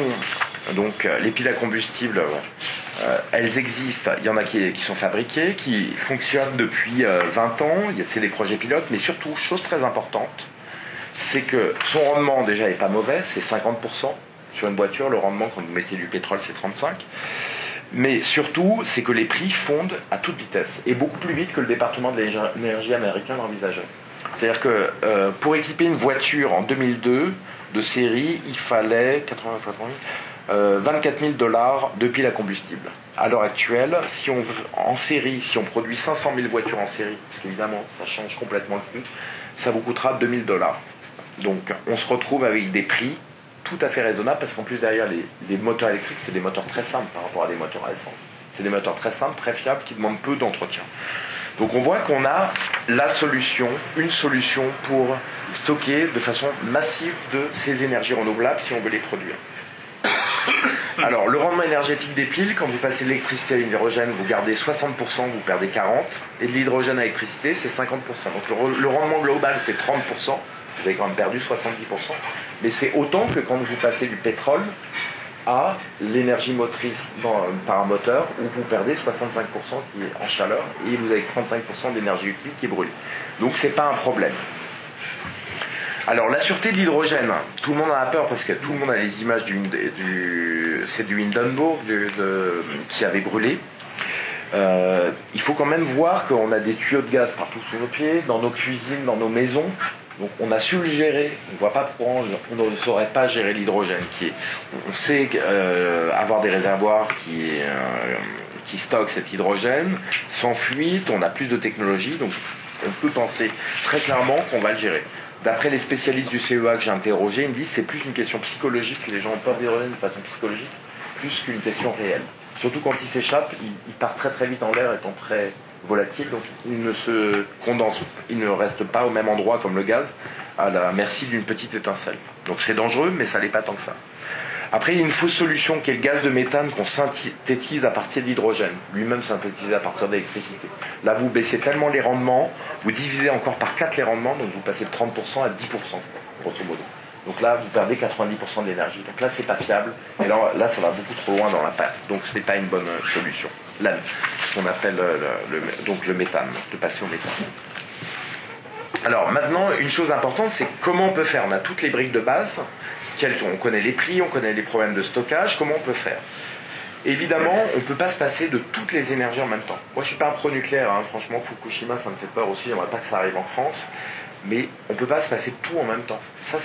Et d'ailleurs, ça me paraît idiot de dire, comme les écologistes, on va faire la transition énergétique en se passant du nucléaire. Et en consommant plus de charbon ou de gaz comme en Allemagne. C'est pas ça la transition énergétique. Il y a quand même le problème du dérèglement climatique qui est en ligne de mire. On ne peut pas faire ça. C'est absolument pas sain. Donc on peut de toute manière pas se passer tout en même temps. Il faut d'abord se passer les choses les plus rares et les plus polluantes en termes de CO2. Les plus rares, donc les plus chers bientôt, donc c'est des énergies fossiles. Donc gardons le nucléaire, augmentons-le pour ceux qui le veulent. Moi j'ai supposé que le nucléaire restait stable, pas plus, pas moins. Il nous permettra d'alimenter en flux continu la France d'énergie, mais pas autant que le pétrole. Bon. Le reste sera éolien et solaire qui seront branchés. En fait, la plus grande quantité d'énergie produite servira à produire de l'hydrogène. Puisque de toute manière, les pics d'énergie, sinon, rendent ça complètement ingérable. Voilà. Et donc, bois et biogaz qui seront quand même intéressants pour faire du chauffage, pour faire des chaudières, alimenter les chaudières chez les particuliers, dans le tertiaire, dans l'industrie. Donc, je pense que effectivement, les Allemands d'ailleurs, ils commencent à y revenir. On fait une erreur en abandonnant le nucléaire, parce qu'abandonner le nucléaire, en plus, c'est même pas abandonner une énergie qui coûte 6 centimes, c'est abandonner 3 centimes. Parce que là, les installations, vous les mettez à la case tout de suite. Vous voyez ce que je veux dire? Donc c'est pas abandonner les 6 centimes, c'est abandonner une énergie à 3 centimes. Donc là, ça va faire vraiment exploser les prix. Parce que vous mettez tout à la case tout de suite alors que ça a encore de la valeur. Alors l'autre question, c'est est-ce qu'il y a assez de matériaux disponibles maintenant? Puisque on voit que c'est stockable, mais est-ce qu'on peut le fabriquer? Alors les terres rares pour les éoliennes, le BRGM, Bureau de recherche géologique et minier, l'organisme d'État français, nous dit que oui, il n'y a pas de problème. Ils ont fait les calculs. Franchement, j'en ai pas la compétence et la possibilité d'aller faire ça. Ils nous disent qu'il y a assez de terres rares dans le monde par rapport à ce qu'on met dans des éoliennes, dans du solaire. De solaire, il n'y a pas de terre rare, mais dans des éoliennes ou dans d'autres produits pour faire cette transition. Le silicium pour le solaire, oui, parce que la silice, c'est une matière très abondante, il n'y a pas de souci. Le lithium, et puis maintenant, il va falloir faire de l'économie circulaire, c'est-à-dire recycler cette matière première et pas le prendre et la jeter ensuite à la poubelle, quoi. L'autre chose, c'est le lithium pour les batteries. Le parc automobile français, j'ai fait le calcul, il consommerait 2% du lithium de toute la planète. Donc, même pour la voiture électrique, ça a un sens, si on recycle derrière, évidemment. Pour la pile à combustible, les deux matériaux rares et embêtants, c'est le cobalt et le platine. Pour le cobalt, il n'y a pas de problème. Pour le platine, on en utilise de moins en moins. On en utilise 6 fois moins qu'il y a 10 ans, ce qui d'ailleurs explique la baisse du prix des piles à combustible. On pourrait imaginer d'ailleurs d'autres matériaux. Pour le moment, on ne les a pas. Des matériaux à base de carbone, on ne les a pas, mais on a des pistes. Mais surtout, la quantité utilisée fait que normalement, c'est possible. Mais il faudra forcément recycler ces matériaux, démonter les piles à combustible pour récupérer ce platine et le recycler.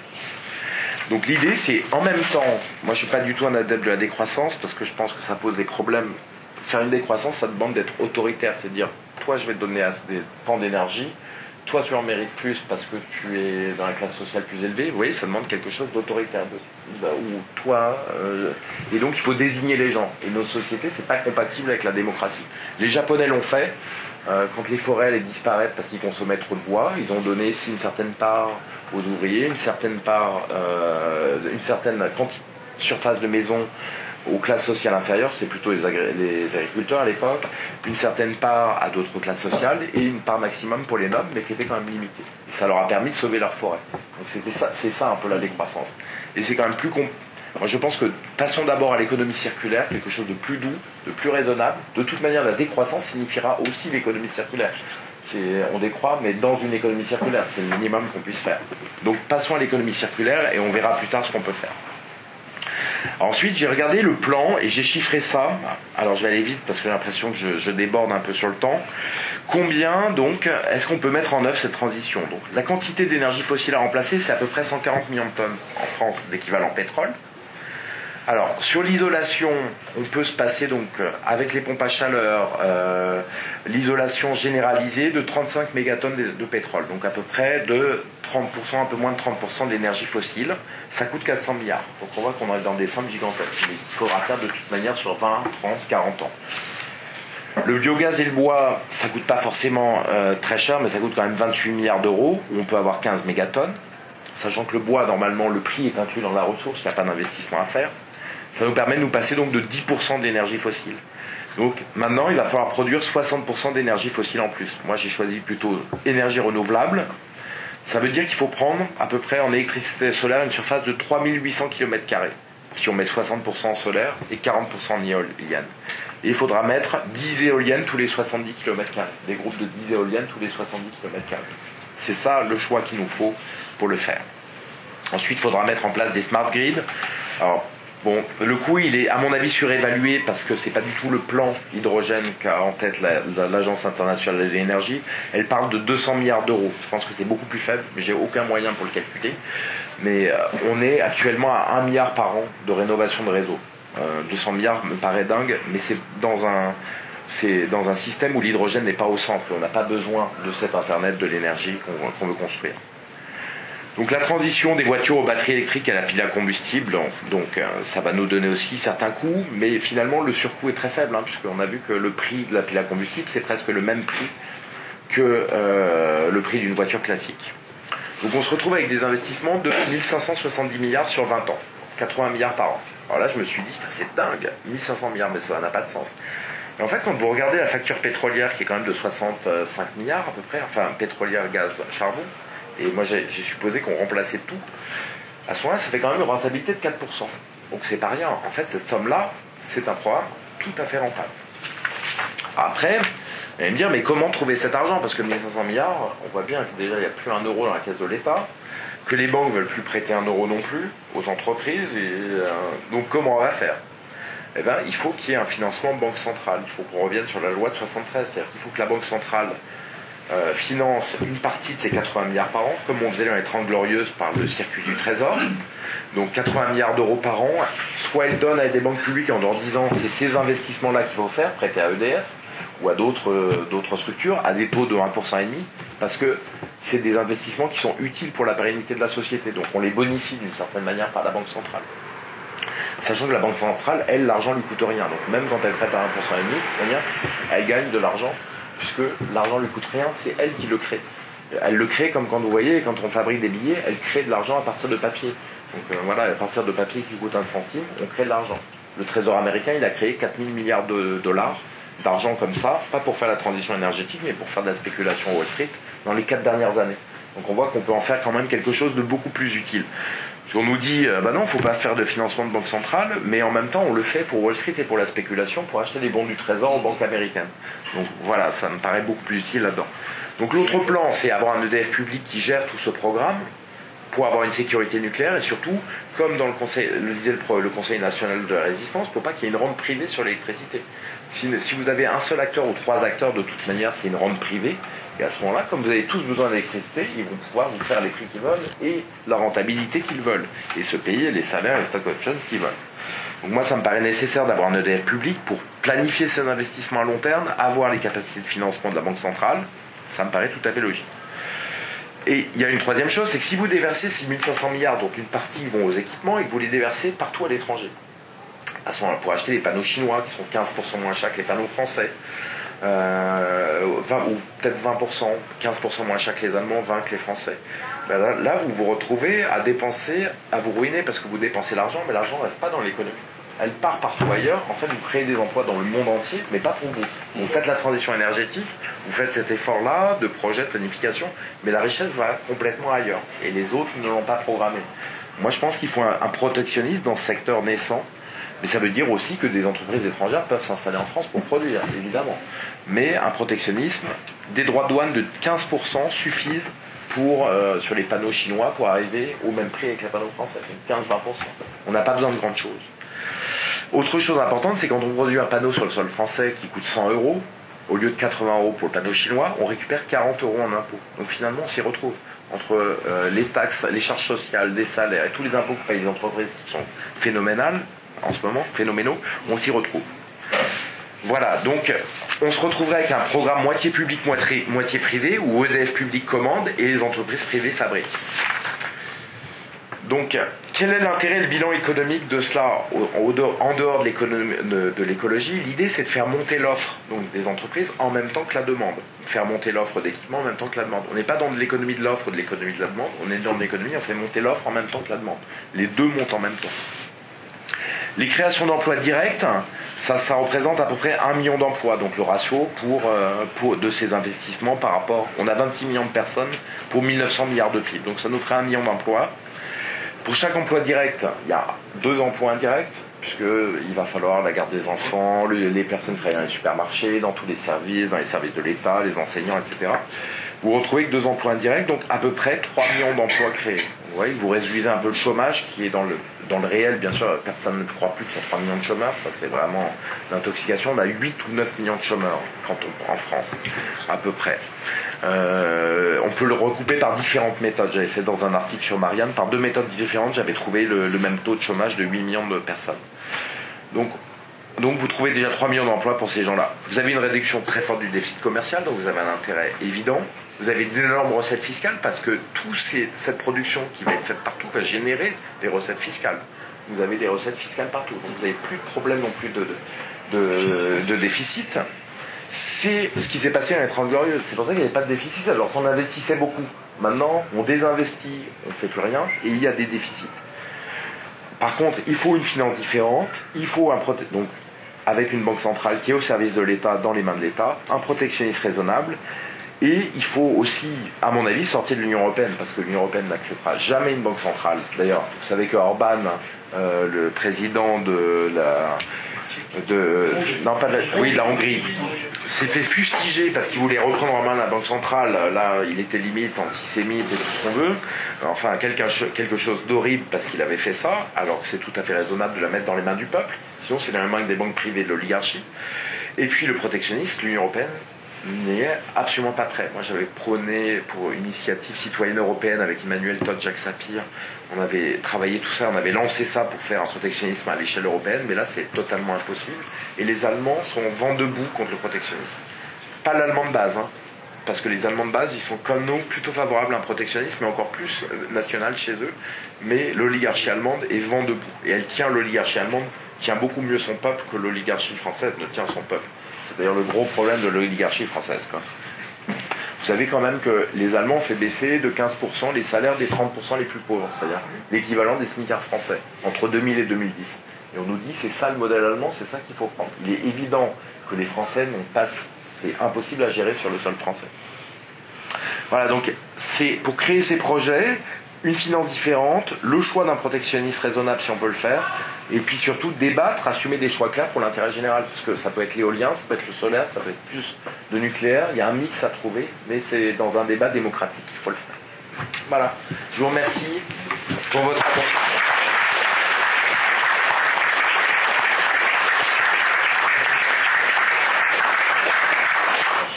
Merci beaucoup. Alors le débat est ouvert. C'est Hervé qui l'anime, comme d'habitude. Il y a un truc je suis globalement d'accord. Je fais un point. Nous parlions ce matin avec Jacques Sapir de ce fameux nombre de personnes qui qui ne vivent pas de leur travail. Lui, il l'a fixé, d'accord avec une de ses collègues, à 11 millions de personnes. C'est-à-dire entre celles qu'on aide d'une manière ou d'une autre et dont le travail ne permet pas de subsister, ça fait 11 millions de personnes. Ça déjà, c'est un premier truc. La question tient à l'uranium. Parce que l'uranium, il n'est pas chez nous. C'est pareil, on a aussi un risque géopolitique avec l'uranium. Tout à fait. Et qu'est-ce qu'on sait des ressources, de la ressource, même si évidemment ça n'a rien à voir en termes de quantité utilisée par rapport à la quantité produite de pétrole. Mais qu'est-ce qu'on sait là-dessus exactement? On sait qu'il y a au moins 50 ans, mais que si on passe à des centrales d'autres générations, qui peuvent être des surgénérateurs ou des centrales à thorium, parce qu'il y a d'autres façons de faire du nucléaire qui est beaucoup moins dangereux, a priori que du thorium, où il n'y a pas de réaction en chaîne. En fait, il faut injecter des neutrons rapides pour le faire. Franchement, je ne connais pas à fond la filière, hein, mais je suis en train de... Sur les ressources, on a 50 ans, au moins, mais on a sans doute beaucoup plus avec le thorium. Mais il faut faire des recherches dessus. Voilà. Donc, et sinon, par contre, c'est moins dangereux parce que c'est quand même... Il y en a beaucoup en Australie et au Canada. Il y en a effectivement au Niger, où là, on est pas loin de la poudrière africaine. Parce qu'on peut se demander si l'Afrique ne va pas devenir une poudrière dans le siècle à venir. C'est une vraie question. Hervé. Oui, excusez-moi. Vous nous dites qu'on débourse 65 milliards par an, la dette, mais on les débourse où, hein? Parce que cet argent, je ne pense pas qu'il serve à recouvrir l'Arabie Saoudite de panneaux solaires, c'est bon, ça marcherait. Normalement, si je dis pas de bêtises, il passe dans des mains privées, dans d'autres mains privées, entre Londres et il reste dans la zone euro. Ah non, c'est les 65 milliards, c'est la facture énergétique de la France. Oui, donc, on achète à l'étranger, mais le pétrole, on l'achète dans pas mal de pays du monde parce qu'on a un panier diversifié, mais ça va dans plein de pays étrangers. Oui, mais le compte est tenu peut-être par des gens très exotiques, mais l'argent, le pognon... Oui, revient. Mais sous forme de dette. Évidemment, l'Arabie Saoudite, pendant une très grande période, en fait, on leur donnait des milliards de dollars et ils nous les reprêtaient. Mais du coup, vous créez de la dette. Quand vous avez un déficit commercial, c'est comme pour vous, ménage, si vous consommez plus que vous produisez, vous recevez comme salaire, là, on peut faire une analogie totale avec un ménage, et bien, vous allez vous endetter. Si vous consommez 1100 € par mois et vous avez 1000 € de revenus, vous avez 100 € de dette par mois en plus. Le déficit commercial, c'est pareil. C'est aussi le déficit keynésien. Je peux très bien, cet argent, les 65 milliards, que je donne dans la banque londonienne, qui vont être investis en zone euro. Non, mais pas forcément. Déjà, ils ne sont pas forcément, parce que l'Arabie Saoudite a d'énormes besoins de dépenses maintenant, vu la taille de sa population, qui est importante. Ils ont des gros projets. Il y a une grosse partie qui reste en Arabie Saoudite, en Irak, en Iran, ou en Russie d'ailleurs, pour le développement de la Russie. C'est une grosse source de développement. Ça ne revient pas forcément chez nous. Si ça revient sous forme de dette. Donc c'est vraiment pas ça. L'endettement, il se crée comme ça. Hein. Les Allemands n'ont pas de problème de dette parce qu'ils ont un excédent commercial grâce à l'euro. Les Allemands n'ont pas compris ça. Les économistes allemands, et j'ai discuté puisque je fais partie d'un groupe d'économistes franco-allemands sur le sujet de l'euro. Alors ceux-là ont compris, mais la majorité des économistes ne comprennent pas que l'Allemagne s'en tire et n'a jamais de problème de dette parce qu'ils ont toujours de l'excédent commercial. Comme nous on l'avait fait après De Gaulle, parce que De Gaulle en 58 a dévalué. On a eu un excédent commercial pendant 15 ans, on n'a pas eu de problème de dette, au contraire la dette s'est réduite de façon colossale, on avait 20% de dette en 73 suite à toute cette dévaluation. Le commerce extérieur négatif, c'est une plaie, quoi, vraiment. C'est une catastrophe. Alors s'il est négatif très peu de temps, c'est un problème, mais longtemps, c'est une vraie plaie. C'est de l'accumulation. Les 65 milliards par an, en 10 ans, vous avez créé 650 milliards d'euros de dette, publique ou privée. Et c'est pareil, hein, parce que la dette privée, quand elle explose comme sur les subprimes, elle devient de la dette publique par un petit tour de passe-passe. Par des plans de relance ou des choses comme ça. Donc non, c'est pas équivalent, quoi. C'est pas équivalent, mais il y a une partie qui a investi. Il faudrait juste nuancer. C'est vrai. C'est le problème de présenter des chiffres qui sont entre guillemets trop violents, qu'ils soient dans un sens ou dans l'autre, c'est qu'on augmente le risque que ça ne marche pas. Un projet aussi ambitieux que le programme nucléaire français des années 70, c'est plus facile de parler dans le passé, c'est a priori une réussite scientifique, c'est une réussite industrielle, c'est une réussite économique. Bon, d'un point de vue écologique, il y a un petit risque qui embête tout le monde. Tout à fait. Mais on a vu en fait que les gens, la génération de nos parents, ont pris ont relevé un sacré défi, qui aurait très bien pu être... Mais moi je vais vous dire, je crois qu'on peut tout faire. L'État peut tout faire. Le problème j'ai des amis qui ont travaillé au gouvernement, dans les cabinets de guerre, c'est que les gens n'ont plus de courage. Les fonctionnaires, ils veulent plus rien faire. Ils veulent plus de risques, personne ne veut plus de risques. On le sait, je pense sûr que vous avez fait des conférences sur ces sujets-là, vous les avez aperçus.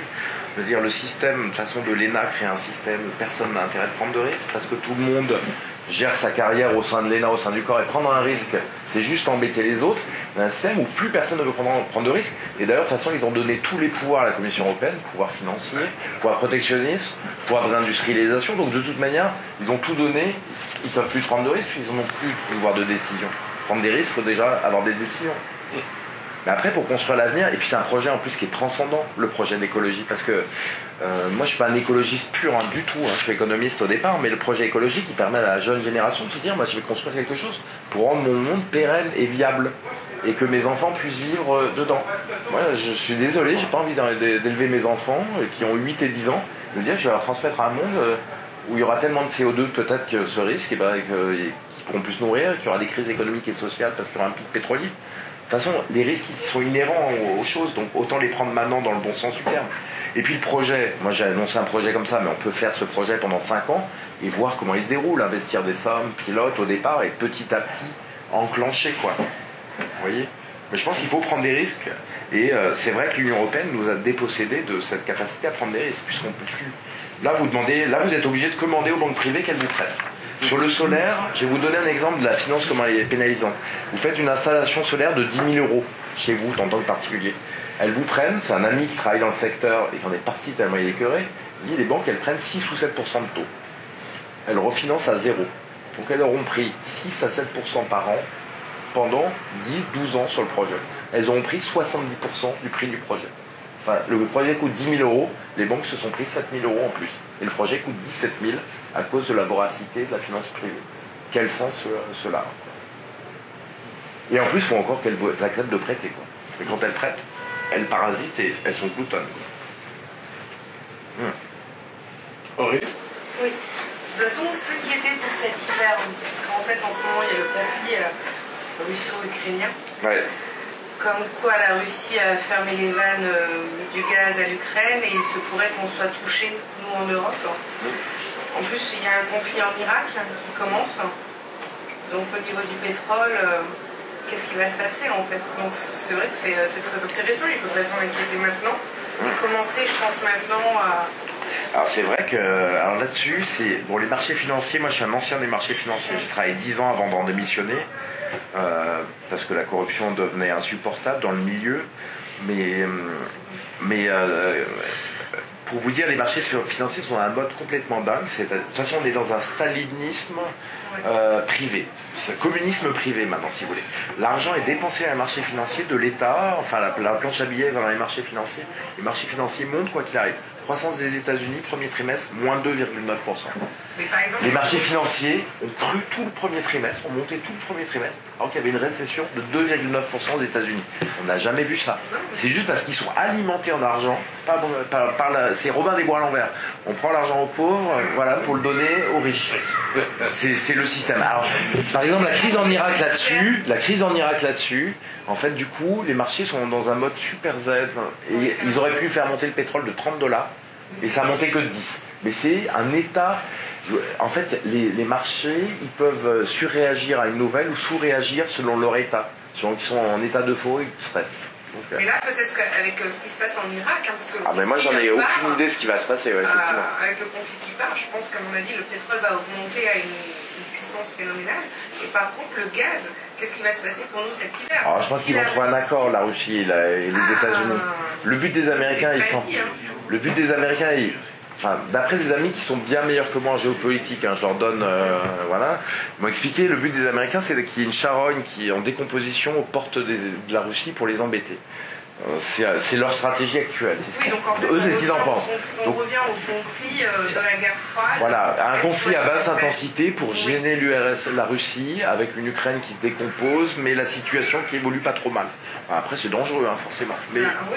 Mais ils vont laisser normalement la porte, ils se débrouilleront pour laisser la porte ouverte au gaz, quoi, quand même.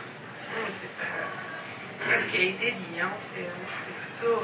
Moi je serais pas trop inquiet, mais c'est mon sens. Je pense qu'ils trouveront un accord, quoi. Forcément ils trouveront un accord. Vu les enjeux... vu les enjeux. Bon, il faut monter un peu. Je dirais qu'ils monteront ils font monter les enchères, mais. Oui, mais c'est nous qui allons en pâtir encore une fois. Bien sûr. Ah oui, oui. Par contre, c'est vrai que ça pose des problèmes, c'est qu'apparemment il y a moins de stockage de gaz en ce moment en Europe et c'est embêtant.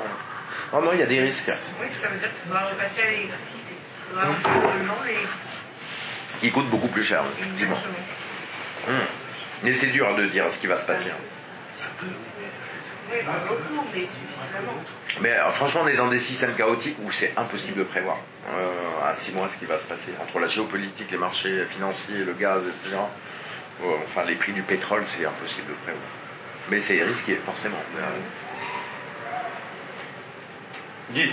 J'ai plusieurs points à aborder. Je ne suis pas sûr de les maîtriser à tout, mon souvenir de tout, mais je suis un peu déçu par votre approche un peu favorable par rapport au nucléaire.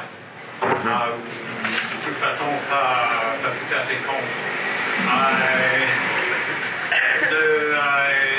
Je voulais vous demander, j'invite tout le monde à regarder le site Negawatt et étudier tout à fait.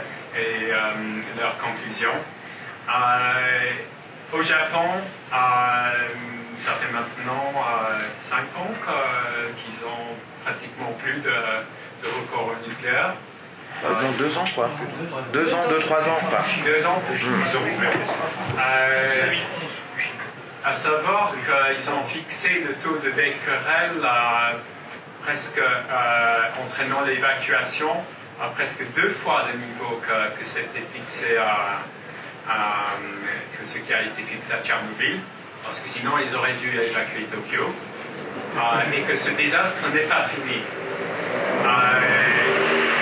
Évidemment, toutes les circonstances du Japon ne peuvent pas se répéter parce que on n'a pas le taux de séisme qu'il y a au Japon. Vous trouvez que le nucléaire est trop dangereux quoi, en fait, pour prendre ce risque quoi. Je pense que je comprends ceux qui proposent qu'on pourrait peut-être construire quelques centrales, vu que le parc, toutes les centrales ont le même âge. Remplacer toutes les centrales serait un coût, mais vraiment pas du tout comparable à ce que c'était avant. Non, c'est pas si différent, ça coûte cher, mais c'est pas si différent. J'ai une question qui rejoint la question de Pascal, qui est est-ce que l'uranium s'épuise? Oui, mais alors déjà on peut utiliser d'autres technologies comme le surgénérateur qu'on pourrait maîtriser quoi. Oui, mais qui ont été prouvés vraiment, ou est-ce que c'est... Le surgénérateur, il y en avait un qui fonctionnait en France et les écolos près de Grenoble l'ont fait fermer, donc c'était un test. Mais le thorium, la Chine investit beaucoup d'argent. Après, tout n'est pas prouvé, hein, mais ils investissent beaucoup d'argent. Et a priori, le thorium, on peut vraiment faire quelque chose. Puis de toute manière, vous savez, quand en 65, on a lancé le programme nucléaire, rien n'était prouvé que ça allait marcher. Hein.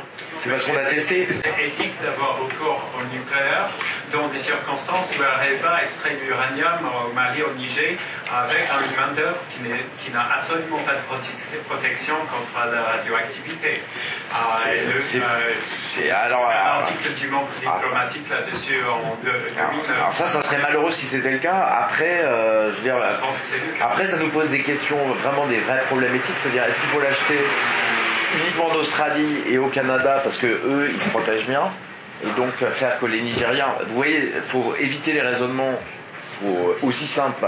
Parce qu'on peut critiquer, mais il faut qu'on bâtisse, quoi, aussi. Donc je suis d'accord avec vous, moi ça me gêne aussi, hein, si on fait ça. Mais en même temps, il faut peut-être négocier avec le gouvernement, gérer ça, mais demander ça au gouvernement. Et vous voyez, ça pose un problème. Après, le nucléaire, si vous en passez, c'est le charbon que vous mettez. Et le charbon, ça peut créer le dérèglement climatique de façon très rapide. Vous voyez, c'est-à-dire qu'il faut faire des choix. Il faut faire des choix entre charbon, énergie fossile, ou alors, disons de toute façon, dans l'avenir, ça sera éolien, solaire, grosso modo, éolien, solaire et nucléaire. Après, il faut faire des choix. Moi, dans mon bouquin, je dis, on stabilise le nucléaire au niveau actuel pour l'instant. Et on regarde, hein, dans 20 ans, peut-être qu'on pourra le démanteler parce qu'on n'aura plus besoin. Hein. C'est tout à fait possible. Mais pour les 20 ans à venir, on ne peut pas le faire. Soyons réalistes. Et je trouve que les écologistes qui nous disent on va baisser le nucléaire et baisser la consommation de pétrole, et je ne vois pas comment ils vont faire. Et en plus, en gardant une finance privée Et vous voyez, c'est coucou les petits oiseaux, mais il n'y a pas de plan derrière en fait, quoi. C'est en gardant une finance privée, pas de protectionnisme, donc on achète tout en Chine, c'est la ruine, ça marche pas, ça se fera pas. Vous voyez, il faut faire des choix. Mais c'est vrai que là, moi j'ai lancé le débat avec d'autres gens, et en fait, il faut dire aux gens, qu'est-ce que vous choisissez? Je crois qu'il faut que chacun choisisse un schéma, et se dise en tant que citoyen, quel schéma je choisis. Parce que la critique, c'est vrai qu'il n'y en a aucune qui est très belle, quoi. Mais quel schéma je choisis moi? Vous avez peu parlé de la réduction de consommation de l'énergie. On voit encore qu'il y a c'est pas le sujet. En ce sens, tous les supermarchés avec les lumières ouvertes toute la nuit. Non mais ça on peut le faire, mais alors c'est pas la lumière, c'est surtout le chauffage qui va coûter cher, parce que la lumière ça coûte pas trop cher. Je suis d'accord avec vous, on pourrait demander, et d'ailleurs dans le programme d'isolation, il faut que tous les hypermarchés, leur Ongaranto, ils les doublent d'un isolant. Ça fait partie du programme d'isolation globale. D'ailleurs, je pense que ça, c'est le truc qui coûte le moins cher et qui rapporte, il n'y a pas besoin qui rapporte énormément d'argent. Ça, il n'y a pas de souci, mais l'efficacité énergétique c'est un peu un enfumage. C'est-à-dire qu'on ne parle que d'efficacité. C'est vrai qu'il faudra le faire. Isolation, pompe à chaleur. Mais il faut produire d'autres énergies. Si on veut se passer de pétrole, il faut qu'on passe dans la génération post-pétrole. Produire d'autres énergies. Vous voyez ?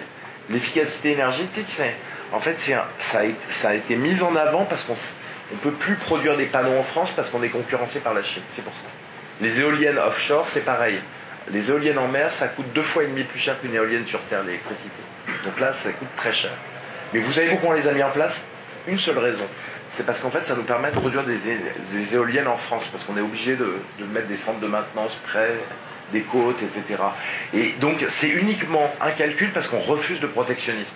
On refuse de dire, on met des droits de douane parce qu'on ne peut pas dépenser des milliards pour acheter tout à l'étranger. C'est juste le coût de fabrication qui coûte 2 fois plus cher, mais le coût de l'électricité dure 30 ans et le coût de fabrication en mer. Pour l'installation en mer, c'est 2 ans selon mégawatt. Oui. Et sur Terre, c'est 1 an et demi. En mer, 2 ans et demi. Vous imaginez la différence? Sur une durée de vie de 30 ans. Et vous imaginez, en 30 ans en mer, j'y crois pas, parce qu'en mer, avec le sel, la tempête, les vagues, le vent, le sel qui corrode tout, ça durera beaucoup moins longtemps. Les bateaux, ça dure. Moi, sur Terre, les éoliennes, je les mets à 20 ans, la durée de vie. Moi, j'ai plutôt 20 ans. Donc, déjà sur Terre. À mon avis, en mer, c'est 10 ans. C'est moitié. Enfin, ça va être beaucoup plus dur ou beaucoup plus cher. Et surtout, c'est vrai que ça produit plus. Il y a plus de vent en mer, donc vous y gagnez, parce qu'il y a 30% de vent de plus, vous avez raison. Mais vraiment, le coût est 2,5 fois plus cher. De l'électricité, 2,5 fois plus cher. Pour le moment, c'est hors de prix. En tout cas, les projets qui sont faits en France. Et c'est fait uniquement parce qu'on veut faire du protectionnisme déguisé. J'aimerais bien le croire, mais si c'est le cas, pourquoi l'Angleterre vient de décider de construire un parc de 800 éoliens offshore, si c'est vraiment pas rentable. Écoutez, je sais pas, mais vous savez, en Allemagne, vous savez combien ils payent? Vous payez une facture de 13 ou 14 centimes en France, si je me trompe pas, le kilowattheure. Moi, je paye beaucoup plus parce que je suis à un Enercoop où je paye un peu plus. D'accord. Vous savez en Allemagne combien ça coûte l'énergie? Pardon? Vous savez en Allemagne combien ça coûte l'électricité pour les particuliers? C'est 46 centimes le kilowattheure. Et c'est vrai? C'est pas 14 centimes, c'est 46 centimes le kilowattheure. Donc je vais vous dire... L'avenir. Pardon? Oui, il faut payer l'avenir. Mais non, là, moi je vous montre que vous n'êtes pas obligé de le payer. Moi, ce que je vous dis, c'est qu'on fait une transition énergétique et ça ne coûte rien. Ça produit de l'emploi. C'est ça, je veux dire, je vois pas pourquoi il faut payer l'avenir. L'avenir, il peut être prometteur et positif. Non, ça ne coûte rien. Regardons le parc nucléaire. Il y a encore des risques d'incidents majeurs. Mais le problème, c'est qu'à 46 centimes le kilowattheure, les industriels allemands, ils payent beaucoup moins cher, parce qu'il y a une relation où, en Allemagne différente, où les industriels peuvent avoir de l'énergie 2 fois moins cher, mais ils sont en train de dire on va partir d'Allemagne. Là, il y a un vrai problème.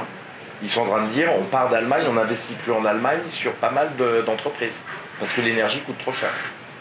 Vous voyez, c'est important quand même de prendre cette notion de coût. Mais la France importe l'Allemagne. Vous avez parlé des flux d'énergie et des moyens de les maîtriser. Mais une faiblesse du nucléaire, c'est que vu que les rivières ont un niveau très bas l'hiver, les centrales ne peuvent pas produire à fond au mois les plus froids. Surtout en période de grand froid. L'hiver, non, en hiver on a... Et il y a une importation de l'étranger pendant les périodes de grand froid. parce que les rivières, il faut avoir l'eau pour le refroidissement des centrales. Et donc, c'est une faiblesse du système nucléaire qu'il y a en France, parce que l'hiver, la France doit recourir à l'importation massive de l'électricité depuis l'Allemagne. Et où ils ont, d'ailleurs, je crois qu'ils ont 10% de biomasse. Vous avez parlé de 2% de potentiel pour la France. Alors, moi j'ai un ami qui m'a dit qu'il y avait 7. Alors il faut voir qu'en Allemagne, moi j'ai fait les calculs avec ce qu'on m'a donné, les données de l'ADEME, etc. Donc j'ai trouvé 2% et demi. Peut-être qu'on peut monter au-dessus. Il faut savoir qu'en Allemagne, maintenant, dans les usines de méthanisation, c'est n'importe quoi. C'est-à-dire que c'est des produits qui sont faits exprès sur la Terre pour les mettre dans les usines de méthanisation. Donc ça n'a pas de sens. Moi je dis on recycle, on fait pas de biocarburant, ça n'a pas de sens. On ne fait que de la méthanisation à partir des déchets agricoles, etc. Mais c'est vrai que c'est une super solution. En plus ça permet de mettre du lisier dans des composteurs et d'en faire de l'énergie. C'est formidable, plutôt que de balancer ça dans la nature. Alexandre. Oui, moi, pour en rester nucléaire, il me semblait qu'un des problèmes majeurs, c'était les déchets. Parce qu'il y a des produits extrêmement dangereux qui perdurent des centaines de milliers d'années pour certains. J'ai été frappé par un documentaire qui s'appelait Into Eternity.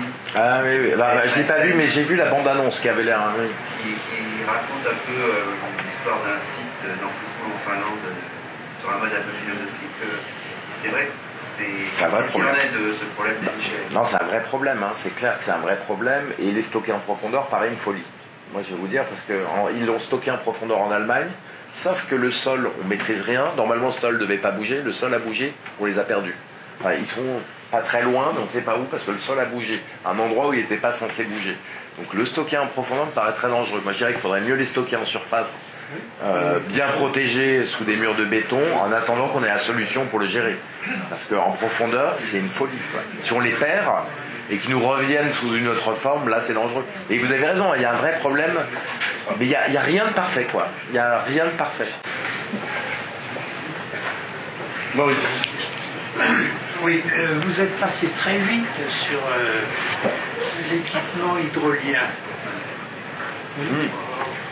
Vous l'avez cité, mais alors, je vais vous dire développé. Parce qu'en fait, pour le moment, on est dans le prototype. Alors, si vous avez des informations, etc. Non, je n'ai pas d'informations, simplement que je sais qu'il en existe qui produisent de l'électricité. J'ai connu il y a très longtemps, une nuit d'ailleurs, près du fameux barrage qui a un entrepreneur qui a une petite usine et il produisait lui-même son électricité. Et non, je me base sur le fait qu'il y avait beaucoup de moulins, beaucoup d'équipements hydroliens autrefois en France et qui ont disparu. On n'entend pas. Ah, pardon. Oui, je parlais de l'équipement hydrolien. Donc effectivement, bon alors l'hydrolien, il y a pas mal d'hydraulique quoi en fait, ça en a d'attiré. Sur l'hydrolien, je vous avoue que pourquoi j'ai pas mis l'hydrolien, la géothermie, c'est intéressant. Pour le moment, j'ai voulu faire un livre, pas d'anticipation, de dire on peut créer le futur, tout est là, les prix sont là. Enfin, je voulais faire un livre sur des technologies robustes, éprouvées. Vous voyez, c'était pas l'objet du livre de dire peut-être que et c'est vrai, peut-être que dans 10 ans, on aura des hydroliennes pas chères, qu'on produira beaucoup d'énergie. Mais là, c'est relativement simple à là, le problème, c'est que sauf que le problème du prix, combien ça va coûter, parce que pour le moment, on n'est pas du tout dans la série. C'est tellement moins cher que l'éolien. Si c'est le cas, formidable. Mais franchement, mais ce que j'ai voulu montrer, si vous voulez, c'est que c'était possible. Je voulais pas dire, on va avoir cette énergie, ça coûtera tant dans 15 ans, parce que là, c'était pas... Vous voyez, les gens pouvaient dire, c'est pas forcément crédible, peut-être que c'est faux. J'ai voulu partir que des techniques éprouvées, robustes, pour dire, on peut la faire comme ça. Après, tant mieux si on peut faire de l'hydrolien dans 10 ans. Mais disons qu'on ne peut pas partir dessus maintenant, de toute façon, parce que pour le moment, on est au stade prototype et on connaît pas vraiment cette technique. Quoi. Enfin, on la connaît, on sait en faire des choses, mais il faut savoir les coûts, etc. Je suis étonné que depuis fort longtemps, on ne pense pas à Vous avez raison. cette solution. Vous avez raison, mais moi c'était un truc économique, quoi. Montrer qu'elle était réaliste économiquement, scientifiquement. Vous avez raison, il y a d'autres choses à faire. Il y a d'autres choses à faire, mais je voulais partir que sur des technologies éprouvées. Mais sans doute qu'il y a des choses à faire. Vous avez raison. Alors, nous avons Jean-François et Christian. Oui, vous avez parlé très rapidement du biocarburant en l'éliminant, en disant qu'on ne peut pas soustraire à l'agriculture les terres, alors qu'il y a un problème de la faim dans le monde. Alors, au niveau mondial, c'est évident, mais au niveau national, c'est autre chose. Parce que, alors d'abord, on pourrait limiter comment dirais-je, la construction. Enfin, chaque année, de nombreuses terres agricoles sont soustraites à l'agriculture par l'extension des villes. Or, il y a un problème de réaménagement global du territoire français et il faut peut-être cesser cette urbanisation constante et rééquilibrer des campagnes. Pardon ? Il y a de la jachère. Bon, et deuxièmement, il y a énormément de jachères en France. On a abandonné beaucoup de terres agricoles. Et pourquoi ne pas remettre ces friches, ces jachères en activité pour du colza, donc le biocarburant, en fait. Pourquoi pas, mais c'est vrai que ce qui s'est passé en 2010 avec les révoltes arabes, avec la hausse des prix de l'alimentaire, c'est quand même pas mal lié, cette hausse des prix de l'alimentaire, bon, avec certes la spéculation financière, hein, parce que bon, je travaille dessus, j'ai très bien vu que c'est les traders qui font les prix des matières premières. Et d'ailleurs, faire du trader sur le blé, pour le soustraire et le revendre plus cher aux pauvres, c'est quand même assez scandaleux. Hein. Là-dessus, on arrive vraiment limite. Mais il y avait aussi le problème des biocarburants, parce que les surfaces, on en est dans... Parce que le marché, par exemple, des céréales, c'est un marché quand même mondial. Donc déjà, les 30% de maïs que les Américains ne vendent pas au monde entier et mettent dans les biocarburants, ça a un impact mondial. Pourquoi pas le faire ? Disons que je dis pourquoi pas le faire, mais ça peut être qu'une petite solution, parce que de toute manière, même si vous mettiez tout ce que vous avez en France, toutes les terres en France pour produire des biocarburants, vous obtiendrez qu'une faible partie de l'énergie produite en France. Puis en plus, quand vous mettez d'énergie dans les biocarburants, vous en avez récupéré, parce que vous devez alimenter le tracteur, etc., vous en récupérez peut-être 1,5 en étant optimiste. Donc vous avez une partie d'énergie qui est perdue avant. Mais pourquoi pas, pourquoi pas faire quelque chose, mais ça ne sera pas très important. Et puis ça a cet autre problème de mais c'est pas une mauvaise idée. C'est vrai que le rendement de la photosynthèse à 1% montre que c'est pas une solution très importante. Christian. J'ai un ami qui travaille dans le verre et qui dit qu'il n'y a aucun problème pour le stockage, que les progrès de la stabilité des verres sont tellement rapides que, selon lui, je mettrai pas ma vidéo, mais selon lui, qui est vraiment un spécialiste du verre, on pourra avoir des verres parfaitement stables avec des déchets radioactifs dedans. Ah bon ? Dans 20 ans. Il me dit, il n'y a aucun problème. J'ai un peu de mal à le croire. D'accord, ah oui, qu'on vitrifie les déchets radioactifs. Vitrifie, alors, mais un verre, c'est instable quand ça reçoit des émissions radioactives. Lui, il me dit qu'il n'y a aucun problème, il a parfaitement confiance. Est-ce que c'est de l'arbre de cochon ? Franchement, je ne sais pas. Mais c'est vrai que c'est... Mais son assurance, et c'est quelqu'un d'extrêmement compétent, son assurance, je m'apprécie. Vitrifié. En fait, ce qu'on sait quand même sur le nucléaire, et je vais vous en donner la mauvaise part, c'est que par exemple, on a construit sur les gants qui sont un peu radioactifs, ou les combinaisons, ou des produits très faiblement radioactifs en Alsace. Je crois que c'est dans une forêt en Alsace où on a mis ça dans des hangars. Mais des hangars, enfin des murs en béton très épais, etc. Ce qu'on voit, c'est quand même qu'il y a du tritium qui fuit. Il y a de la radioactivité qui fuit. On était persuadé que ça ne serait pas le cas. On ne sait pas d'où elle sort, comment elle sort, mais elle sort quand même. Donc j'ai quand même... voilà, je pense que c'est jamais aussi parfait que ce dont on rêve. Quoi. Mais franchement, si on pouvait se passer à 100% de nucléaire, moi je suis pas contre. Hein. Mais si c'est pour le mettre sur du charbon, du pétrole, là je vois pas le sens. Donc, enfin, je vois moins le sens. Mais je peux comprendre votre angoisse. Hein. Mais ceci dit, la vraie question n'est pas là. La vraie question, elle est, est-ce que EDF doit être privé ou public ? Je veux dire, la vraie question, elle est là. Est-ce qu'on peut donner... Parce que vous savez, le générateur qui a pété au Japon, de TEPCO, faut quand même savoir que la cuve, elle était fendue dès le départ. C'est une cuve fendue et rafistolée qui a été vendue. Parce que c'était une boîte privée qui avait commandé, etc. Ils ont dit non, on va maquiller la cuve. Elle était fendue dès le départ. Donc, c'est-à-dire que la grosse cuve qui contient tout, qui est censée être très sécure, qui coûte très cher, avait été mal faite et elle était légèrement fendue. Et donc, ils sont allés la rafistoler, etc. pour le faire. C'est le japonais qui travaille dans cette entreprise, le chef travaillait dans cette entreprise, qui l'a révélé à la presse japonaise. Donc, on voit bien que le privé n'est pas sûr là-dessus. Mais le public n'est pas 100% sûr non plus, mais je pense que je vous rejoins dans le sens qu'il faut absolument, à mon avis, que ce soit maîtrisé au niveau national ou international au cas où il y a un accord, mais national, oui. Que ça ne semble pas sur le programme. Mais ça me semble incroyable qu'étant anti-marché moi-même, le seul choix qui m'est offert est de soi-disant profiter des lois en faveur de la concurrence. Des lois, je suis contre ces lois, mais pour pouvoir consommer, j'ai mentionné brièvement Enercoop, qui, pour ceux qui ne savent pas, il existe, à cause des lois sur la concurrence, une société privée pour la consommation au niveau de la facturation. Si vous voulez choisir les énergies renouvelables aujourd'hui individuellement, ça pourrait sembler comme un acte de consommation, ça l'est, mais éthiquement, je me sens obligé de faire ça. On paye un peu plus, mais au niveau de la facturation, on sait que ça va entièrement aux énergies non nucléaires et renouvelables. Donc c'est un choix possible, mais je pense que ce qui serait souhaitable, ce serait un EDF qui vraiment voulait aller vers la transition énergétique, vers les renouvelables en sortant du nucléaire, mais c'est pas du tout sur le programme. La droite est proche de Bouygues qui coule les fondations fissurées pour la centrale de Flamanville, et la gauche est très proche d'Henri Proglio d'Areva, donc on n'est pas sorti de...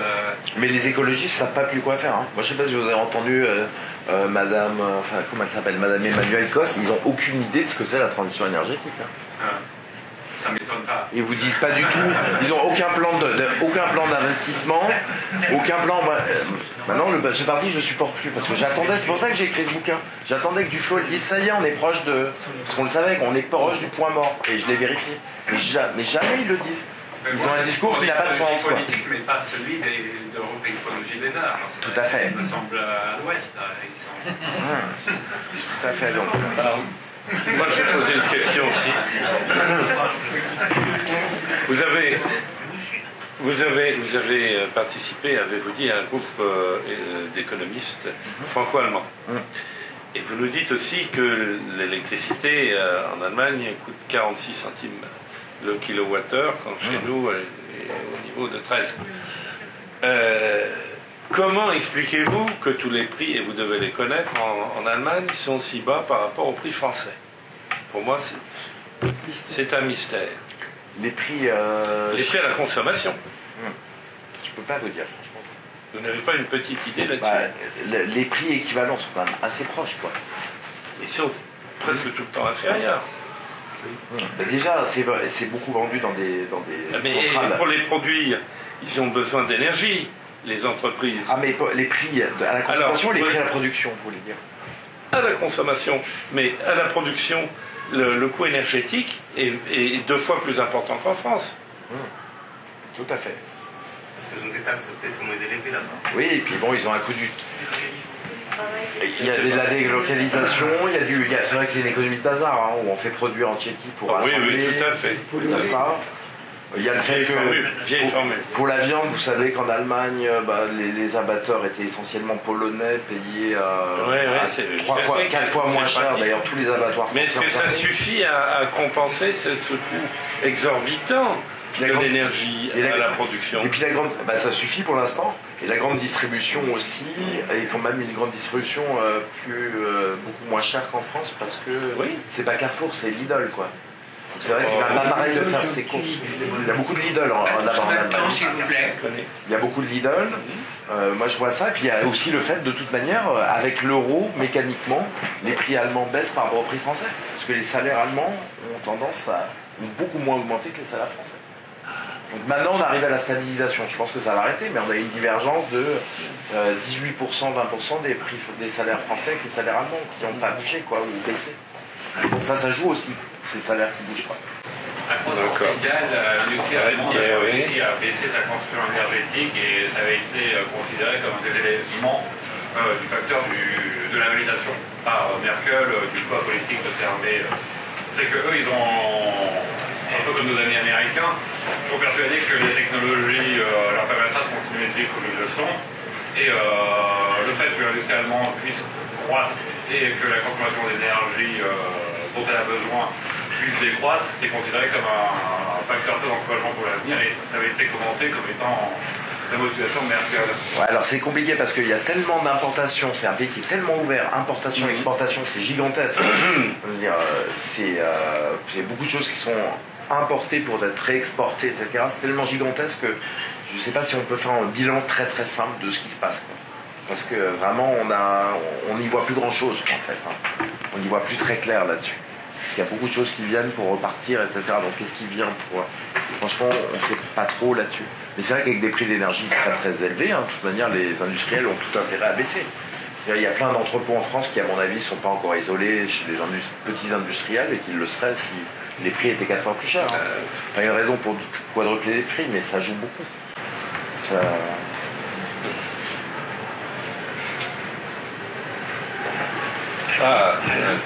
Voilà.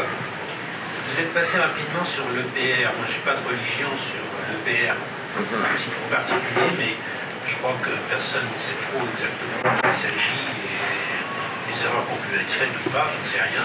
Qu'est-ce que vous en pensez? Il y a un bon numéro de Sciences et Vie qui en parlait. C'est le seul dossier que j'ai lu vraiment clair sur le sujet. Il disait que c'était que les normes, on n'a pas arrêté de changer de projet. Au départ, le projet devait être comme ça. Ensuite, on leur rajoutait des normes, etc. Donc c'est un projet. Quel était le but au départ? Le but c'était de faire une centrale de génération 2,5. En fait, c'est une centrale un peu plus évoluée et plus sécure. Et c'est devenu de plus en plus dans la sécurité. En fait, le but c'était de faire travailler les bureaux d'études, à mon avis aussi, pour que les ingénieurs qui ont le savoir-faire partent pas. Comme quand on construit le Rafale, ça permet de garder la génération d'ingénieurs d'avant dans les centres d'études au travail et puis la nouvelle génération de continuer. Mais le problème c'est que le projet n'a pas été fait de façon... il a été fait en zigzag. Après il y a un autre problème, c'est que c'est Areva qui s'est improvisé. Il y a quelqu'un qui m'a dit quelque chose de très intelligent. Il m'a dit, Areva s'est improvisé, ça tout le monde le sait, alors qu'ils n'avaient jamais construit de centrale nucléaire, donc pour le nouveau truc, ce qui était quand même loin d'être simple. Et alors, le troisième truc, moi je n'y avais pas pensé, mais c'est vrai qu'Areva fait quelque chose d'assez fou. C'est-à-dire que l'unité pilote n'a pas été construite en France, mais en Finlande. Avec une langue différente, bon, d'accord, on parle tous bien anglais maintenant, mais bon, c'est quand même pas si simple, mais avec une autorité de la concurrence, de régulation qui est complètement différente. Alors c'est vrai qu'une culture différente, et là on voit les problèmes culturels. Par exemple, Areva, il disait, dans l'appel d'offres, ils avaient dit on mettra tel béton, etc.